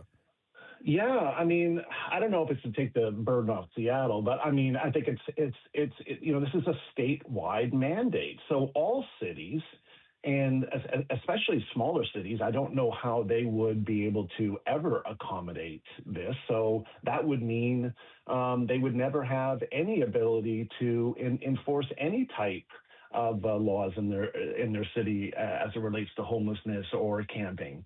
And the cherry on top for this, Ari, which has me very concerned, is that so if any condition is not satisfied, right, then the shelter does not qualify and the city is barred from enforcing our camping. Now, if a city enforces that camping ban, right, without meeting the bill's strict shelter requirements, then that affected individual can sue the city. They can file a lawsuit, they can seek damages, seek attorneys' fees, etc. That's and insane. believe me, that will happen. That's absolutely insane. So this exposes cities to ongoing litigation risk, especially because the definition of adequate shelter in this case is so extremely narrow. So in theory, not to bring a whole nother aspect of this in here, somebody who's a criminal illegal alien can claim they're homeless, be living off the taxpayer dollars inside one of these shelters, and then if things aren't up to par by the state standards, they can then sue us using taxpayer dollars from Washington State to go after Bellevue. Correct. That's crazy. That scenario could happen under this bill. That is absolutely insane. So what are you guys doing to stop this? Because you guys run a pretty tight ship over there in Bellevue, and it seems like the Washington State Legislature is doing everything they can, not just to do this to you, but also to make jobs leave that came to you from Seattle. Well, this is just not us. I mean, yesterday actually, this bill made it out of committee, out of the Housing Committee, and a lot of mayors and other cities throughout King County, probably throughout the state, are weighing in. Even the police chief of the city of Redmond said that there's just no way this will ever work for our city because we could never meet this adequate shelter definition. And I know that a number of cities have already sent in letters, have gone down to lobby. Those that have sponsored this bill or are currently in favor of this bill. So a lot of cities are waking up to this and they're doing everything they can to either kill this bill or at least try and make it better. But I'm not sure how they would accomplish the latter. But this would literally, again, take all control away from local jurisdictions as it relates to camping in their city. Absolutely crazy. I think this is going to put a little bit of a problem with Katie Wilson's plan to house all the homeless in Seattle by the World Cup. Something tells me if this goes through, she isn't going to be able to accomplish that, as if that's the only thing standing in her way. Bellevue City Council member Jared Neuenhouse, always a pleasure to have you on the show, my friend. Thank you so much for shining a spotlight on this very, very bad piece of legislation.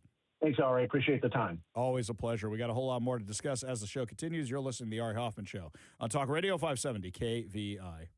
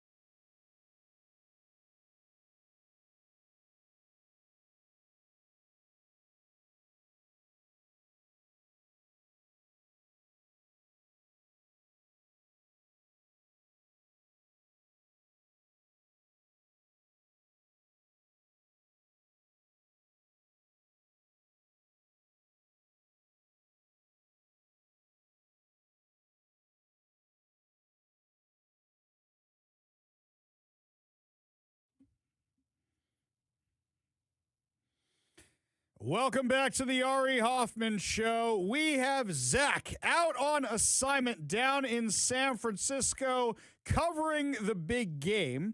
He sent us some clips today. He actually got interviews with some of the Seahawks, and he asked them the most important question he could possibly ask. Do they prefer Dick's Drive-In or In-N-Out Burger?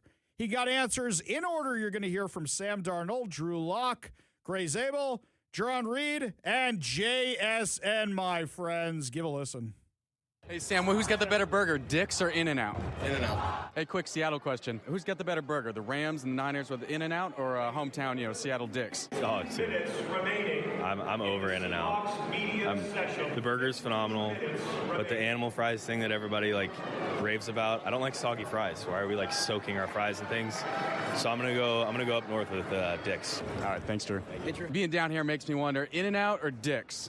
In-N-Out for sure. Oh, what team do you play for, man? Play for the Seahawks. Proudly say In-N-Out. Animal style too. It's unbelievable. It's good stuff. Being down here, I got to know who's got the better burger, 49ers with In-N-Out or, the Seahawks with Dick's? Man, come on, Dick's Burgers, man. Shout out to Seattle. You got to teach Gray some stuff because he said In-N-Out. No, look, horrible. Dick's or In-N-Out? There's a right answer. Yeah, I'll go. Don't let Seattle down. Yeah, I'll go with Dick's. Let's get a burger. So, what do you prefer, Dick's or In-N-Out? Text us at 206-421-5757. That's 206-421-5757. Unfortunately, his conversation with Blitz was not as exciting. Hey, Blitz, any comment for the radio? How'd you get your start? Are you excited for the game? What's your pregame routine? Thank you, Blitz. Very insightful. Your Seahawks mascot, everybody, Blitz. That's right. You know what I find funny, though? Yeah. I think it was Drew Lock who said that he doesn't like soggy fries. And, Yeah. and I can tell you, Dick's fries have nothing on them, and they are very soggy. I don't understand how that's even possible. But, yeah, let us know what you think, guys. Dick's or In-N-Out Burger, 206-421-5757. That's 206-421-5757. When we come back, my friends, a live report from Zach down in California. Plus, also, teachers are working with the activists to indoctrinate your kids against ICE. We'll tell you all about it when we come back, plus your calls. You're listening to The Ari Hoffman Show on Talk Radio 570 KVI.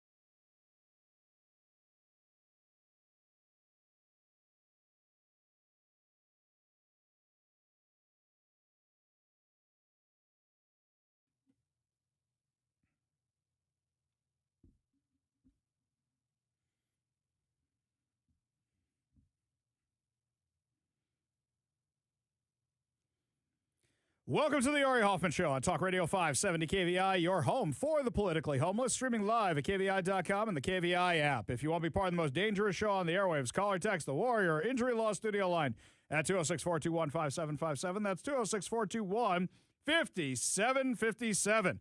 Coming up this hour, teachers are working with activists to indoctrinate your children against ICE. But before we get to any of that, my friends, over on the Warrior Injury Law Studio line, looks like overwhelmingly the Seattle folk prefer dicks, but some of you have filthy minds, and I cannot read your texts on air.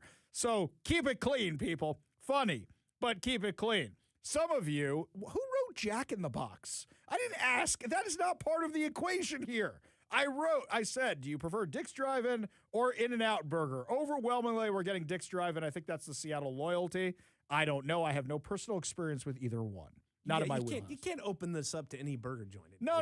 I said one or the other because otherwise I'll be like, yes, I would like my pastrami burger out at Noah's Ark in Teaneck, New Jersey, which also comes with those real home fries. Oh, there's nothing better in this world than that. It is one of the greatest things ever, ever, ever.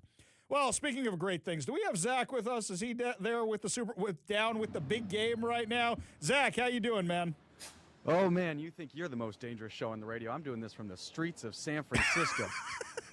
Okay. You said yesterday they got all cleaned up and they were hiding the homeless people somewhere. I was incredibly wrong. You found where they stashed them? I just hadn't seen that much of it. Oh, I see.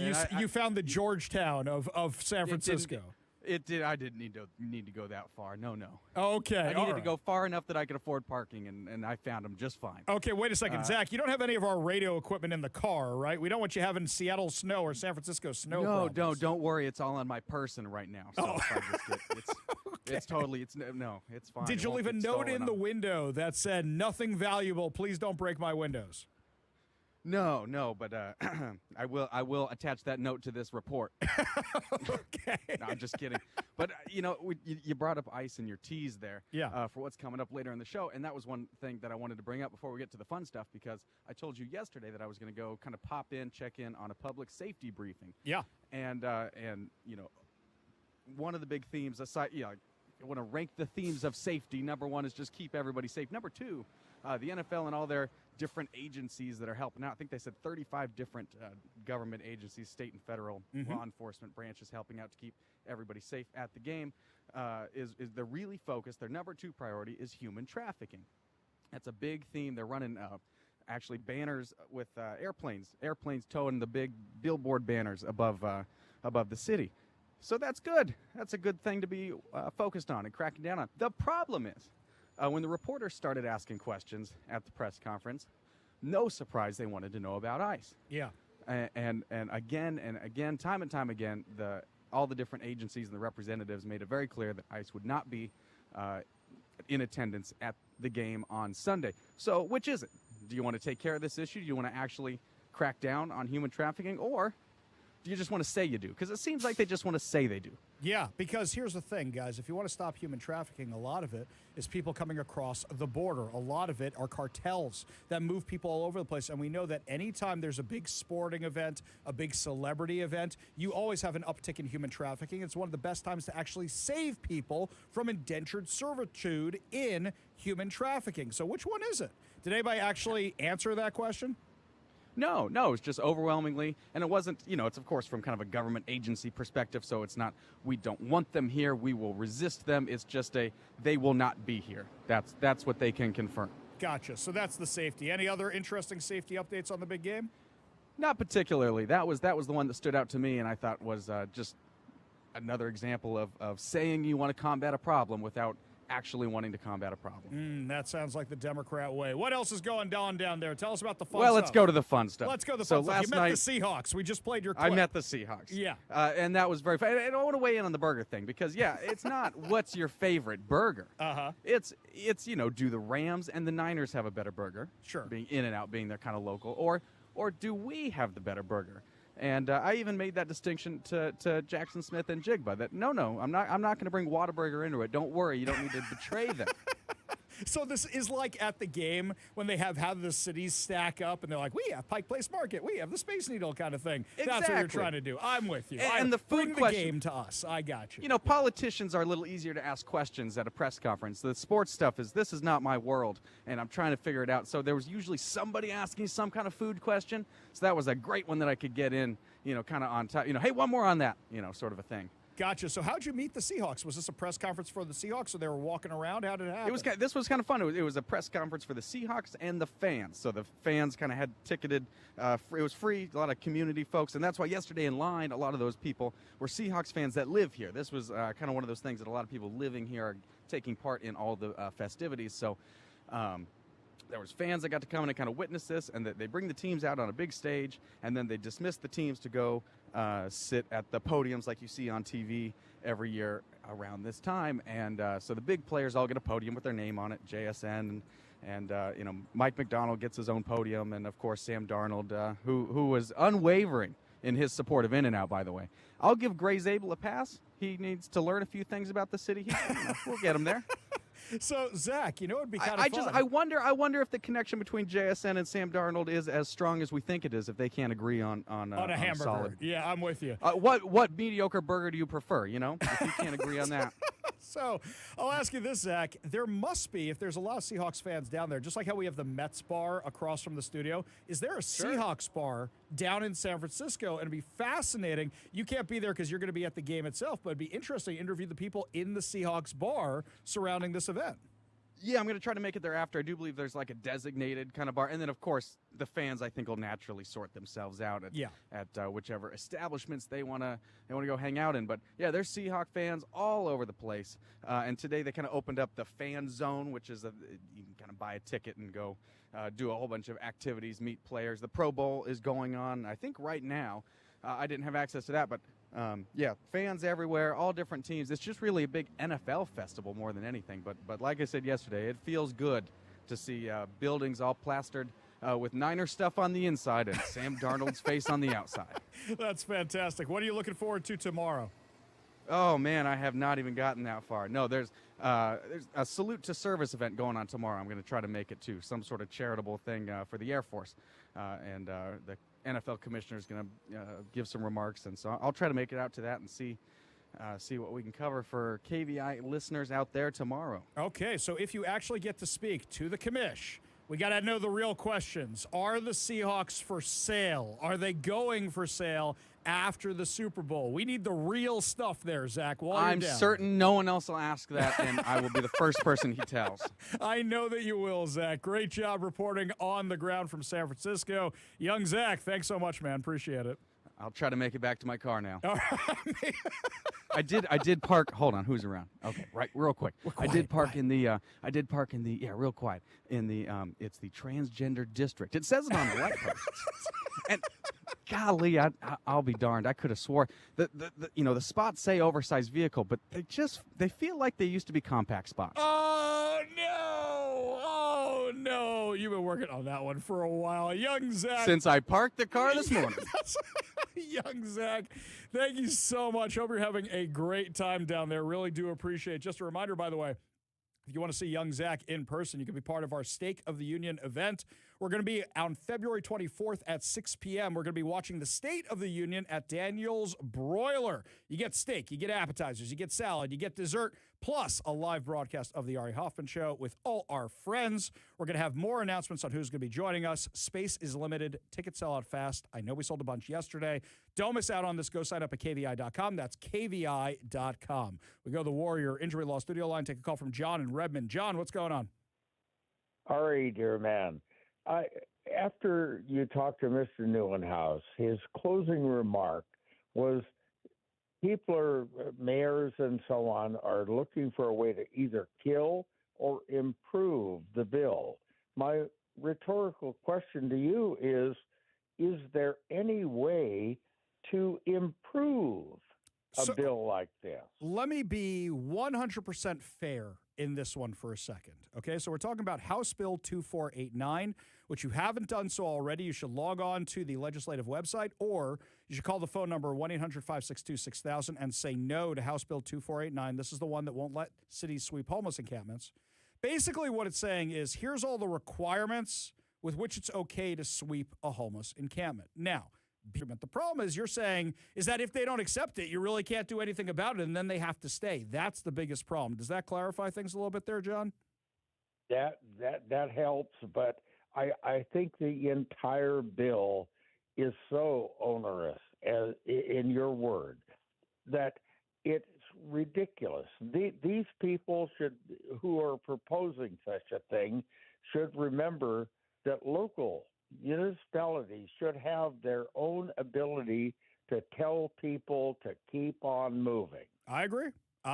I'm not disagreeing with you, sir. I'm completely agreeing with you. We should kill the bill. So remember, you call up the Washington State Legislature, 1-800-562-6000.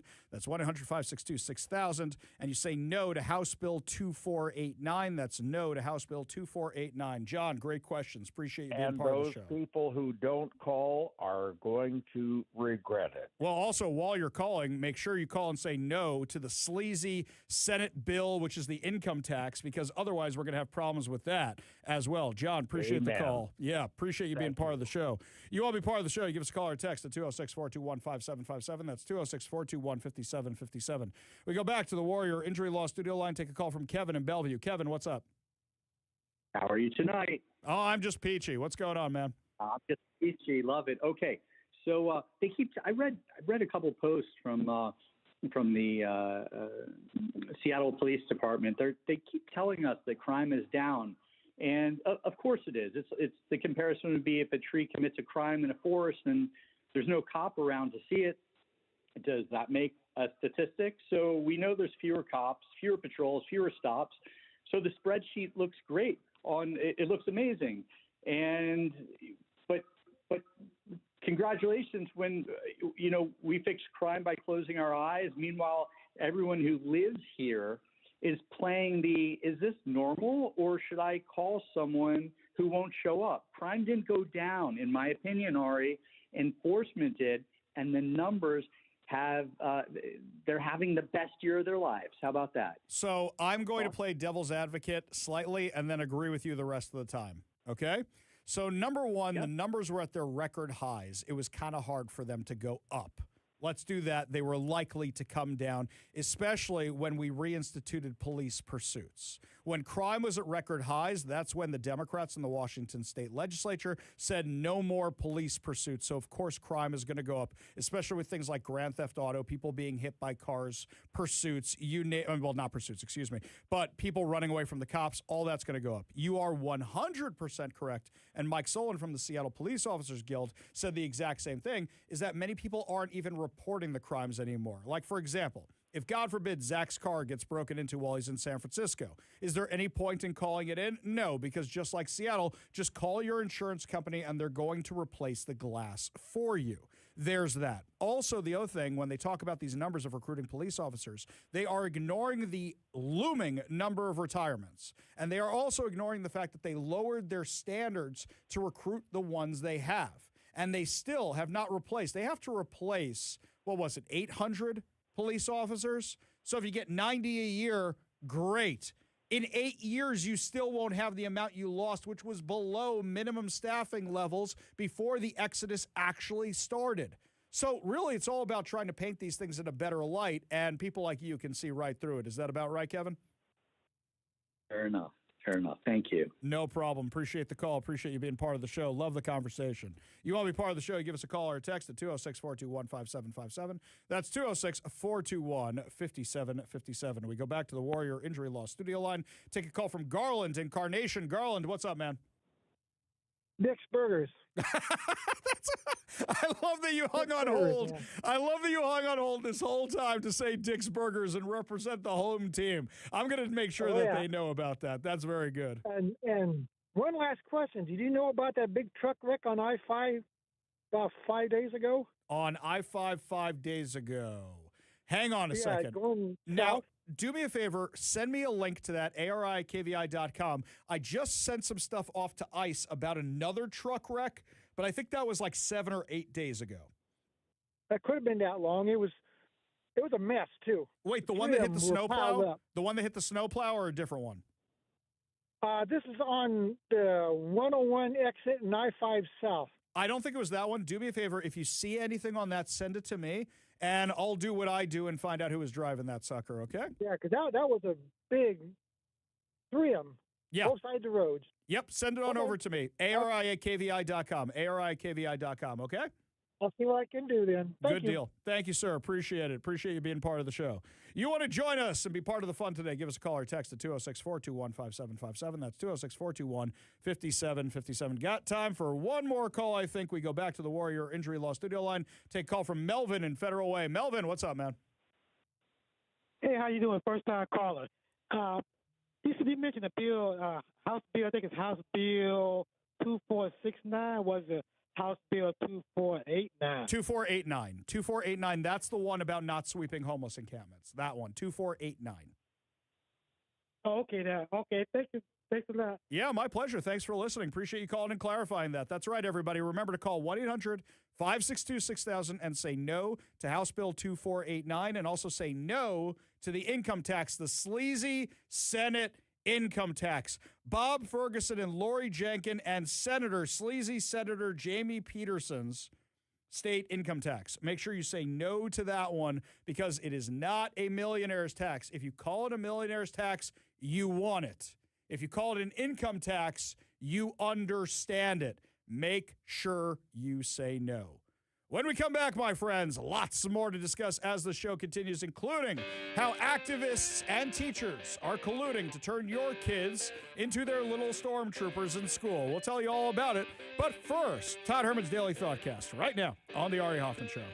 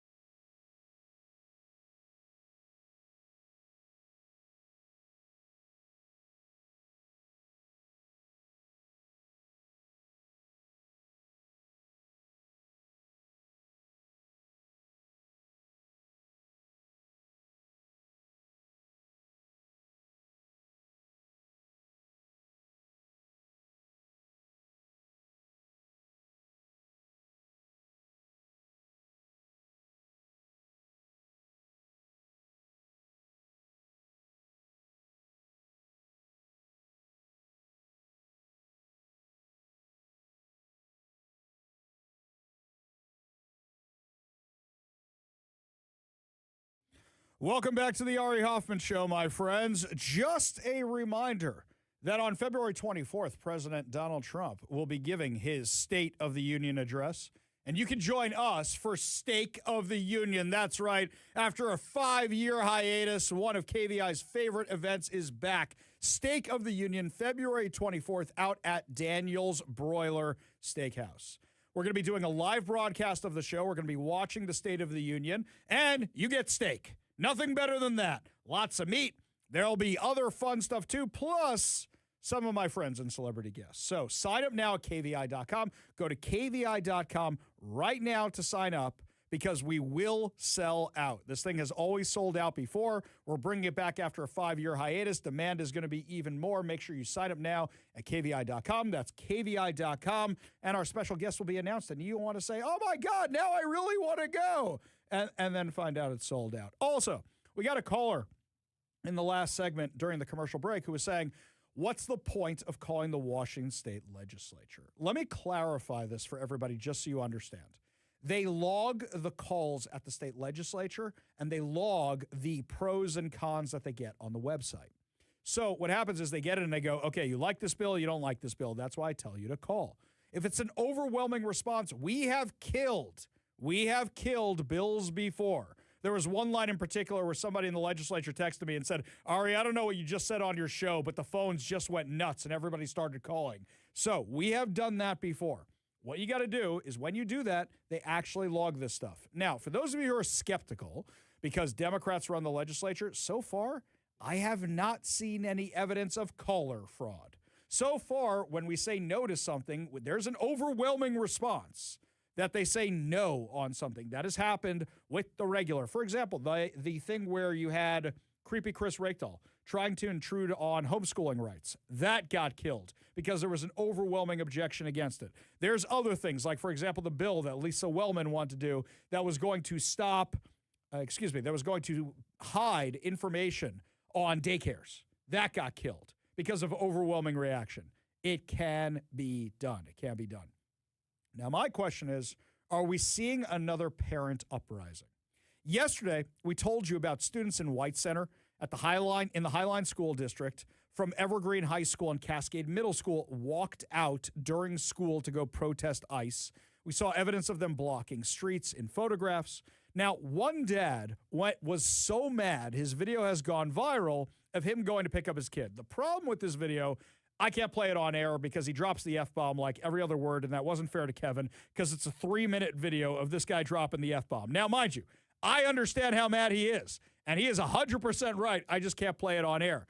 This dad, hero dad. We had hero mom yesterday who yanked her kid from Olympic Middle School out in the Auburn School District. Now we got hero dad. Just clean up the language, dude, and then I'm more than happy to. You can call into the show. More than happy to have you. 206-421-5757. That's 206-421-5757. And if anybody knows who that hero dad is, email me, ari@kvi.com. That's ari@kvi.com. And I am more than happy to have him on the show and talk about this. But are we seeing another parent uprising? And the parents saying we're not putting up with the same, or we're yanking our kids out. And I'll tell you something I noticed from this dad's video, and I don't know if he noticed this. When he's driving up to the school, there are the bike cops out there. Wait a minute, not from SPD, not from King County Sheriff, not those kind of cops.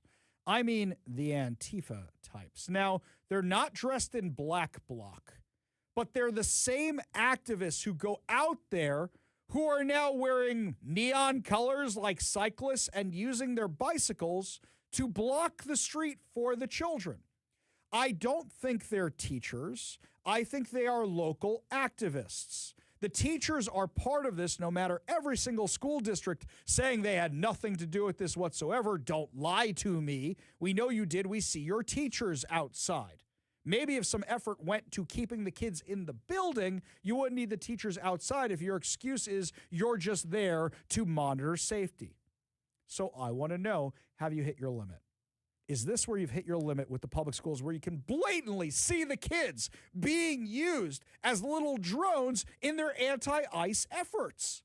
What is your line? What is your red line? Is this it? If it wasn't COVID, and it wasn't the indoctrination, and it wasn't DEI, and it wasn't everything else, the terrible education, is this it? Is this it? Give us a call or a text, 206-421-5757. That's 206-421-5757. You know a story that basically nobody paid attention to except for Fox 13? Do you know on Friday during one of these anti-ICE protests, a whole bunch of students took over the administration building at University of Washington? Yep, took it over again. So this is what happens when University of Washington says, yeah, you know that $1 million of damage you guys caused to our brand new engineering building? It's fine. We'll suspend you for a little while, but you can come back on campus and immediately start giving out Hamas propaganda again, no problem. When there's no consequences, this is what happens. According to Fox 13, on Friday, hundreds of anti-ICE protesters occupied Gerberding Hall at the University of Washington campus in an effort to get the administrators' attention. What is the administration doing? What, you think the UW administration is on ICE's side? Protesters told Fox 13 that Friday's actions were in solidarity to a nationwide anti-ICE movement. The flavor of the day.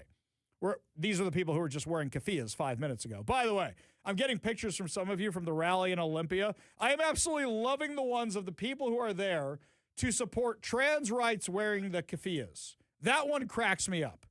They would throw anybody in the LGBTQ movement off the tallest building in Gaza if there were any buildings left. And if there was any Hamasniks left. Oh, there's a few of them around, but actually they're giving up more and more by the day.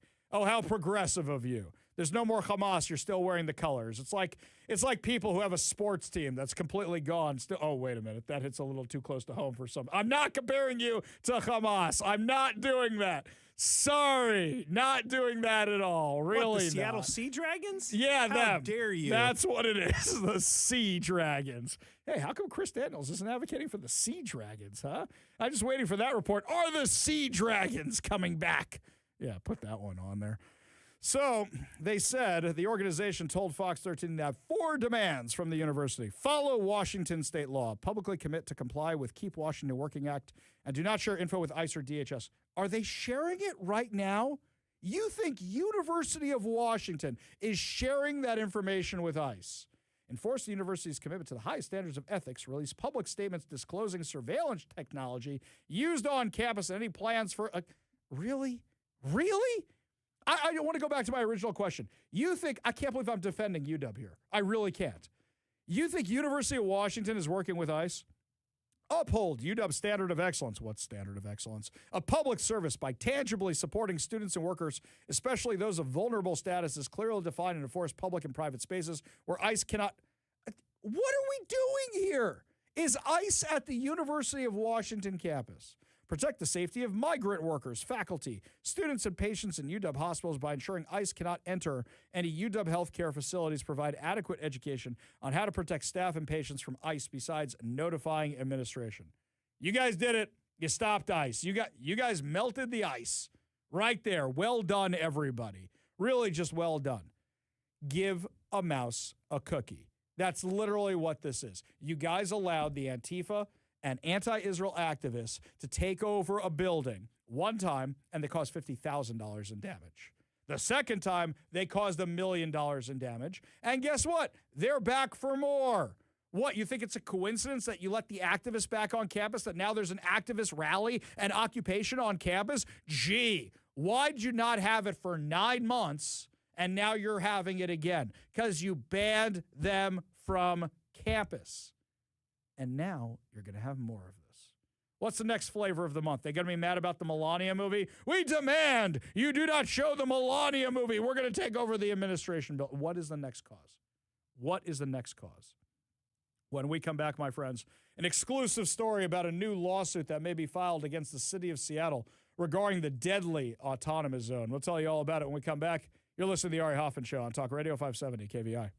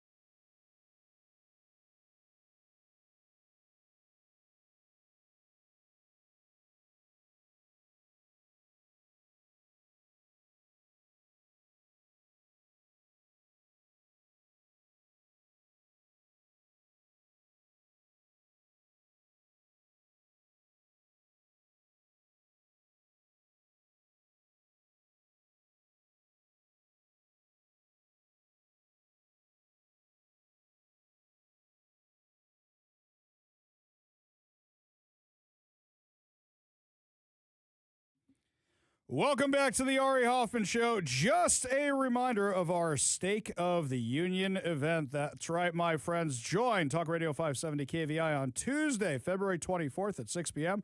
to watch President Trump's State of the Union address while eating a 12-ounce New York steak dinner at Daniel's Broiler in Bellevue. That's right. They said, Ari, you get to choose what kind of steak. And I said, well, we may be in Seattle, but I want a New York steak. So, plus, if you get to come early, you get to enjoy a live broadcast of the Ari Hoffman Show, and you get my live commentary with some friends after the State of the Union. Seating is limited. Get your tickets now. Sign up at kvi.com. That's kvi.com. Now, we have a story you're not going to get anywhere else. Talk Radio 570 KVI, an Ari Hoffman Show exclusive. In the aftermath of a landmark jury verdict finding the city of Seattle liable for the 2020 death of 16-year-old Antonio Mays Jr., his family is urging the city to release dozens of police body camera videos that remain sealed from public view. Antonio Mays Jr. was killed in the autonomous zone that sprung up after the death of George Floyd in 2020. A King County jury last week awarded roughly $31.5 million in damages to the Mays family after concluding Seattle was negligent in its emergency response to the June 2020 shooting in the deadly Capitol Hill Autonomous Zone. So basically what you're saying is the city shouldn't have turned over the whole place to terrorists? Is that what you're saying? You're saying they shouldn't have given barricades to the BLM and Antifa terrorists and let them take over 6 blocks of the city. That's what you're saying. Just making sure. You're saying you shouldn't have banned police from 6 blocks of Seattle, which resulted in 6 shootings, 2 deaths, all of them black teenagers. Yeah, that was probably a really, really bad idea. You're saying you shouldn't have evacuated the police from the East Precinct, had them abandon the building in an effort to give it over to the community. You're saying giving in to a group of terrorists is a bad idea. And then what you're saying is putting people who have no medical experience whatsoever in charge as medics inside the autonomous zone. Bad idea. You're saying letting BLM and Antifa have armed guards for their 6 blocks. Yeah, autonomous zone, but they were bringing their own barricades from the city of Seattle, and they were bringing hygiene stations from the city of Seattle, water from the city of Seattle. Very, very autonomous when you're relying on the city. You're saying putting armed guards with AR-15s might be a bad idea. Is that what I'm hearing? Okay, just making sure. Just making sure. So what's going on now is there's a whole bunch of videos from the police department, from body camera footage that we haven't seen yet. There's a whole bunch of body camera footage that we all want to see, but the city hasn't released it yet. So Evan O'Shan, attorney for the Mays family, friend of the show, said we believe the public deserves to see these videos. Transparency serves everyone. It honors Antonio Jr.'s memory. It helps the community understand what happened that night. Antonio Mays Jr. was shot shortly after 3 a.m. on June 29th, 2020, during the final days of the BLM and Antifa armed takeover in Seattle's Capitol Hill neighborhood. The occupied area formed after police withdrew from the East Precinct during the nationwide protest that followed the death of George Floyd. The jury found the city negligent for failing to respond effectively. They also found that first responders did not enter the protest zone, leaving bystanders to try and transport the wounded teen themselves. The verdict included $4 million to Mays' family estate, $26 million to his father, Antonio Mays Sr. The family's latest call is aimed at evidence generated during the lawsuit, 116 police body camera videos that the family says were produced under a protective order, designating them for attorneys' eyes only. Under such orders, courts can restrict disclosure of discovery materials while litigation is pending, sometimes to protect sensitive information, privacy interests, or the integrity of related proceedings. The family argues that any legitimate privacy concerns can be addressed through redactions rather than by continuing to seal the videos in full. O'Shan said the question of public release remains before the court and cites a November 2025 order by King County Superior Court Judge Sean O'Donnell directing the city to review the videos, identify any portions it believes should remain sealed, followed by the city motion asking the court to reconsider. According to O'Shan, the body camera footage is not only potential evidence, but also includes public accountability measure after a verdict that faulted the city's conduct during the autonomous zone. Mays, who traveled to Seattle from Southern California, was killed in a shooting towards the end of the occupation when the zone's security opened fire on the vehicle he was in. It took about 24 minutes for Mays to be brought to medics after bystanders attempted to transport him out of the zone. And the family's attorneys argued he might have survived if his airway had been cleared sooner. His family continues to seek justice, accountability, and transparency in his memory. That's what they're going for. Now, at this point, a lot of you are like, well, wait a second. Does this mean they're going to raise our taxes because of it? Well, in this case, I think what's actually going to happen is the city's insurance is going to cover it. But they're going to have trouble getting an insurance provider to continue being their carrier after something like this. This is something where I could see this happening again. Can you imagine if all of a sudden a whole bunch of people in Capitol Hill decide to take over the park up there, Cal Anderson Park? By the way, you think that Katie Wilson would do anything to stop that? Of course not. Katie Wilson would say, oh, let me join you.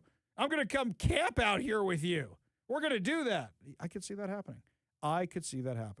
You hope that something like this, something like a settlement this big, makes them realize how painful it is to do stupid things and put people's lives in danger. This is something we really hope they've learned their lesson on. I'm not sure they actually have. Let me know if you think Seattle's learned its lesson. Give us a call or a text at 206-421-5757. That's 206-421-5757. John in Auburn says, Ari has become protest anything and everything. Instead of getting a real job, all you need to do is become a professional protester. And by the way, he's not wrong. Look who our mayor is right now. Professional protester, Katie Wilson. What'd she do right after she won the election, gave her victory speech? Went out to Starbucks to protest with the baristas. All the baristas out there. Yes, she wanted to be part of the Ventifada. That's what she wanted to do. Robin Lakewood talking about the hero mom and dad, two different parents, not married, one who pulled her daughter out, one who pulled his son out of school after the anti-ICE protest. He says, did local news cover it? If not, I'd love to know why. Yep, great question. Great question. Also, Rob also brings up the fact that people are not reporting crime to their insurance. That's why it may look like these crime rates are down when in actuality they are not.